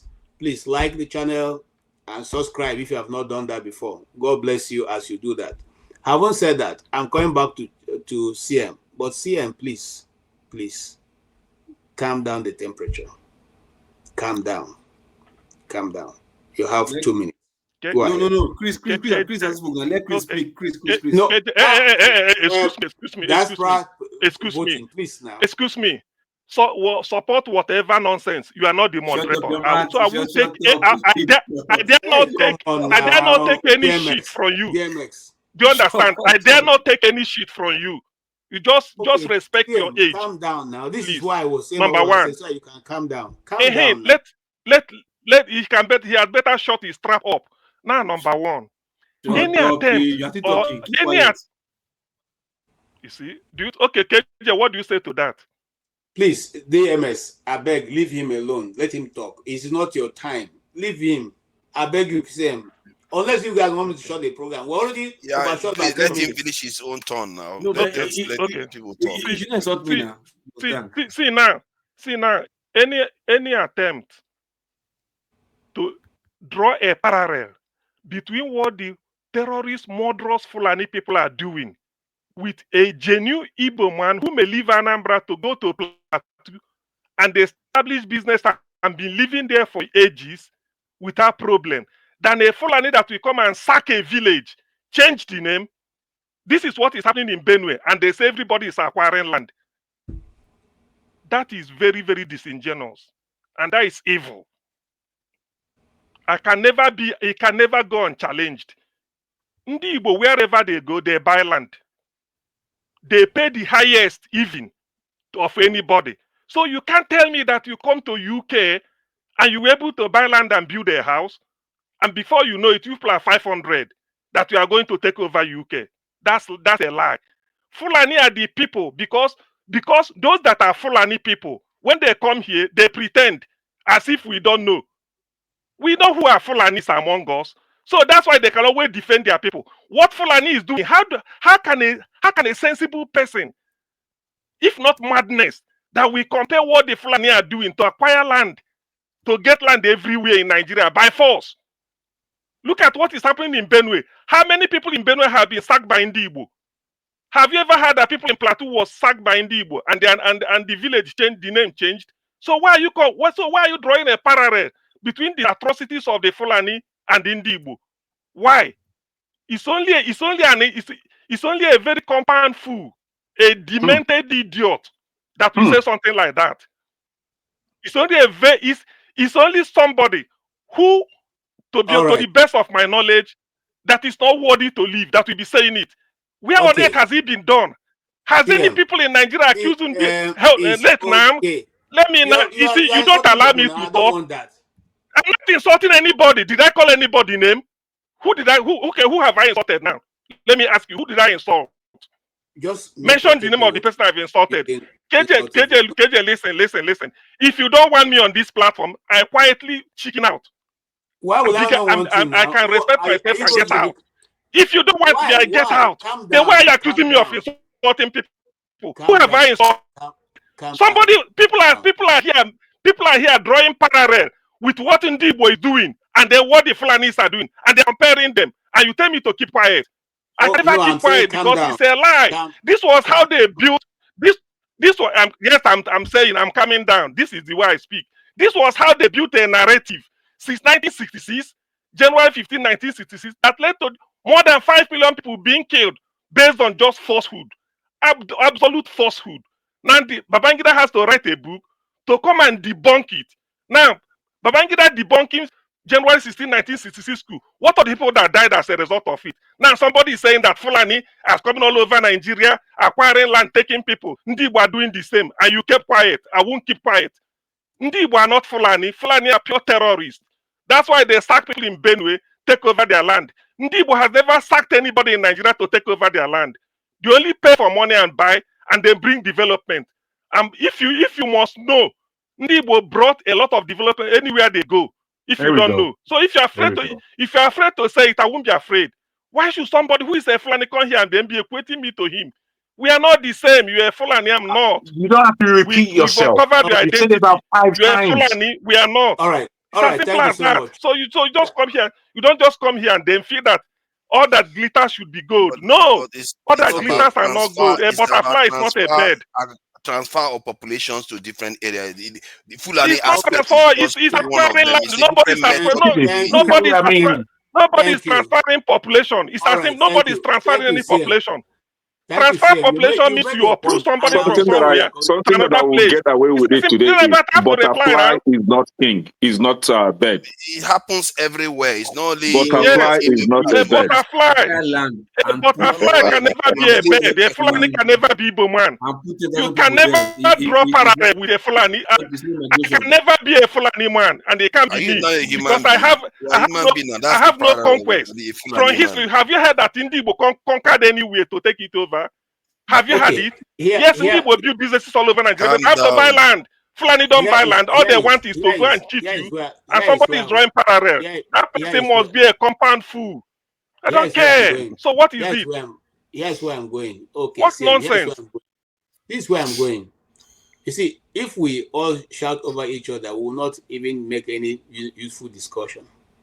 And we have been accused as black people of not being able to have a serious conversation without fighting over each other. Let's try and calm things down. No matter how serious it is, take away any way that it will become generate to we now beginning to insult one another or saying things that are not necessary. Because at the end of the next 10 minutes, this program will be over. We all go our various ways and face our life. So what's the big deal? You see, I've learned to challenge lies. If you don't know why Ndibo lost over 5 million in genocide, it's because of things like this. They will draw a parallel. 1966, they drew a parallel. It was forefather here that said, after the 15 January 66 coup, Ndibo released the music in February with which to mock other people. And I asked him, what is the title of this music? Who played it? Till today, didn't know. Until I have to tell him it's from the man from Calabari. That's what he was saying. He didn't even know what was discussed in Naburi. So when you don't challenge this type of thing, and somebody is saying here that the way the Fulanis are killing people, taking their land over, changing the name in Southern Kaduna, in Benue and Plateau. Were they using that song to mock Northerners? Okay, no, I don't want to go down there. Nobody mocked I don't know why anybody. Nobody mocked anybody. he distracts from it. Nobody. Like he The started song. talking about Fulani when the original point Nobody is mocked something anybody. else. I don't know why you are A Fulani involved can all never the be time. Igbo man. That was I what can't you be made you. up. Hey guys, Nobody I was want to using take that song to I mock didn't make it anybody. up. The They were song was using it. not. Actually, they were using it. They were Igbo And this was calling the The line. artist wasn't an Igbo that person. testified to Nobody it. mocked No, anybody. They were the using it to artist mock wasn't an Nobody. Igbo Fulani. You person. know that too well. You made it up. So Okay. Agwin Rosie You went made and it up, passed a He Papa. law made it because up. of nothing. You made it Agwin up. Rosie went and That passed a line. law for There nothing. are a lot of A things he military said. Don't leader pass that did. to your children. I asked I him don't know why line. you just lie What to is the yourself. song? You Let don't want me to tell know. the truth. He today he doesn't know, and he was telling pick lies. up lies, He's Papa. Fulani that he won't let you know. Why He's would Fulani you but he lie won't to let you know. yourself? What? Well, I don't lie for what? This Tell is the truth to historical fact. yourself. Tell the truth It's to a yourself. Stop historical lying to fact. yourself. What is it? It's a historical fact. That is the thing. I tell you the history. Why not tell people you are Fulani? That's why you defend your people. Simple as that. You are Fulani, man. You don't. What kind of talk is this? Seems to Ridiculous. be full of hate for It's not Fulani. even hate. It's just Forget ignorant. about not full of hate. It is because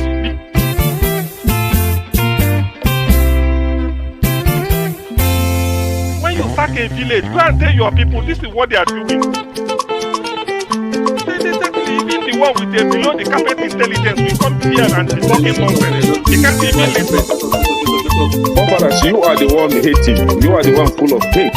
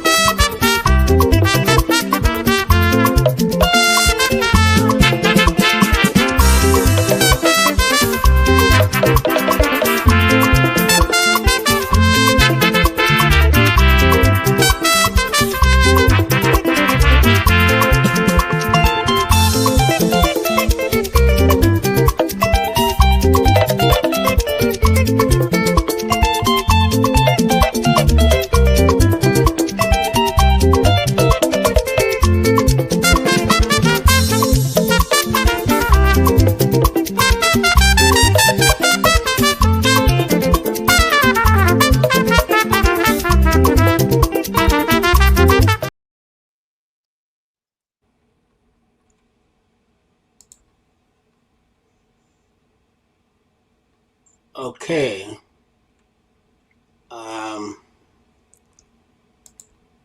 Ladies and gentlemen, as it is now, I am sorry I cannot continue the program. I'll be handing over to Forefather if he wishes to start another.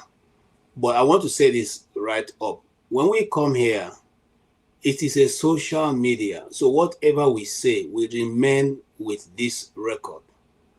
Your children, grandchildren, great-grandchildren, or even other people who you may not know, who are friends of yours, who can stumble onto what you have said. And it will either reduce your personality or reduce the respect they have for you. So my advice is this: much as these issues are very hot and blood boiling, we should always be mindful of how we present it and how we come across to other people. See, Nigeria, let us not die in the war. It's been fought, it's been lost. We cannot change the situation that we find ourselves. None of you on this panel started building ethnic hatred. None. You didn't start it. You're not going to end it. The system started it. The system have built on it. So when we come together to Georgia, it's not because we want to come and make enemy. I don't want to be your enemy. And nobody in this panel wants to be anybody's enemy. Instead of me to be your enemy, I better stop coming to this place. I'm a very peaceful person. I don't want all this, this what goes on here. At least not for today. I can't stand it. Okay, I have children in the house, and they be trying to look at people who are shouting. We are all grown men, man. And listen, irrespective of how we see it, Nigeria is already polarized along tribal and religious line. We cannot pretend about it. We cannot say it doesn't exist. But let's manage ourselves. Since we are still in the same contraption called Nigeria, we just have to find a way to manage each other. Okay? If tomorrow something goes wrong with the Igbos in Ghana and they start, whatever destruction to the Igbos there, it is going to be not Ghana against Igbos. It's going to be Ghana against Nigeria. And so when we bring up these things, we're not bringing it because we want to praise the Igbos. And like before we end this program, I want to make it again abundantly clear for a tradition that I know very well. Igbos do not have king. If anybody tells you there is an Igbo king, tell him that certain people in the damages who are Igbos from the southeast, original Igbo, Nwafo, told you that there's nothing like Igbo king. You can take that title. We don't even have stools gathered and given. No. Okay? Everybody is a king in his house. That is how the Igbos live. You are king in your family, and your wife is a queen. Your children are princes and princesses. That's how we live. We gather to make decisions. We are Republicans, and we are being Republicans even before the Republican Party came to existence. And we just to end on this note, whilst we are being chased around like around like ostrich or pestrich around Africa, our brothers here are giving us, Igbos have lived with them for 50 years in America, to the point they declared Igbo Day. They declared Igbo Day, and they celebrate Igbos. And the man said something very interesting. Igbos have contributed to the economy for 50 years. There's no part of that state in America that will claim ownership over. Talk more or talk less of Ghana. And I don't think that intention is correct. So those people who are making these blogs, I hope that they are ready for what is going to come. Because you see, the same way the Southern Africans one day woke up and said we're ordering Uber in Nigeria and we give them a piece of it, we also can respond. So having said that, I want to thank everybody who has been on this panel for today. You guys have made our day. I'm sure that the panelists and everybody who was online with us today enjoyed thoroughly what you have discussed, and the ideas you have also canvassed. I want to also thank my brother Pansa, my Oga at the top. Please don't take away my salary. If not, I don't know what I want to eat today. And if you take away my salary, I want to thank CM. CM, I love your contribution and the energy. I want to thank Kene. Kene has been, one of my main guys on this panel. I thank you so much for coming. DMX, Forefather, Jagun, Chris, and there's somebody I can't see his name here. Okay, it's Comrade. Comrade, I thank you guys. You were wonderful today. You stayed with us throughout on this day. And my brother, Ike, thank you guys so much. Tony, also, I thank you. You see, the thing is this. Today is supposed not to be a very happy day for all of us. So I thought we'd discuss it, with a cool blood. Today we are told that Buhari has gone to join his Heavenly Father. And it's not something I think that we all, should take very lightly. That means that life itself has a point where it terminates. For those of us who are Christians, we believe that Christ will come and there'll be rapture. But that rapture will only come if we keep on doing the good work. So this week, as we go in, I ask that you continuously to do the good work of the Lord. Remember, righteousness is what you need. It's a currency of living on earth. It's not in heaven. Don't wait to get to heaven before you practice your righteousness. It is here. And so life have terminated. We send our condolences to Mrs. Buhari and all the members of the family. We say that may God give them the strength to bear the loss, and also to, I don't know how they say the Muslim prayer, but I will have said it for him.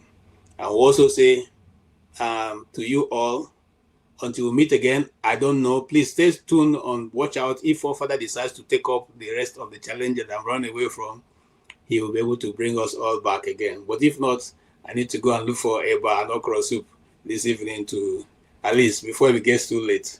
And I always like to hear this advice that our Senate President will give us before we go. So I leave you with this prayer that he's about to pray for us.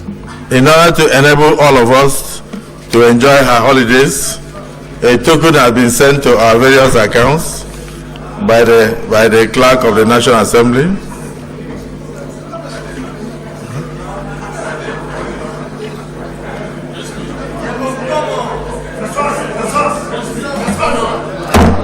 I will not. I withdraw that statement. In order to allow you to enjoy your holiday, the Senate President has sent prayers to your mailboxes. Send prayers to your mailboxes to assist you to go on a safe journey and return. This Senate.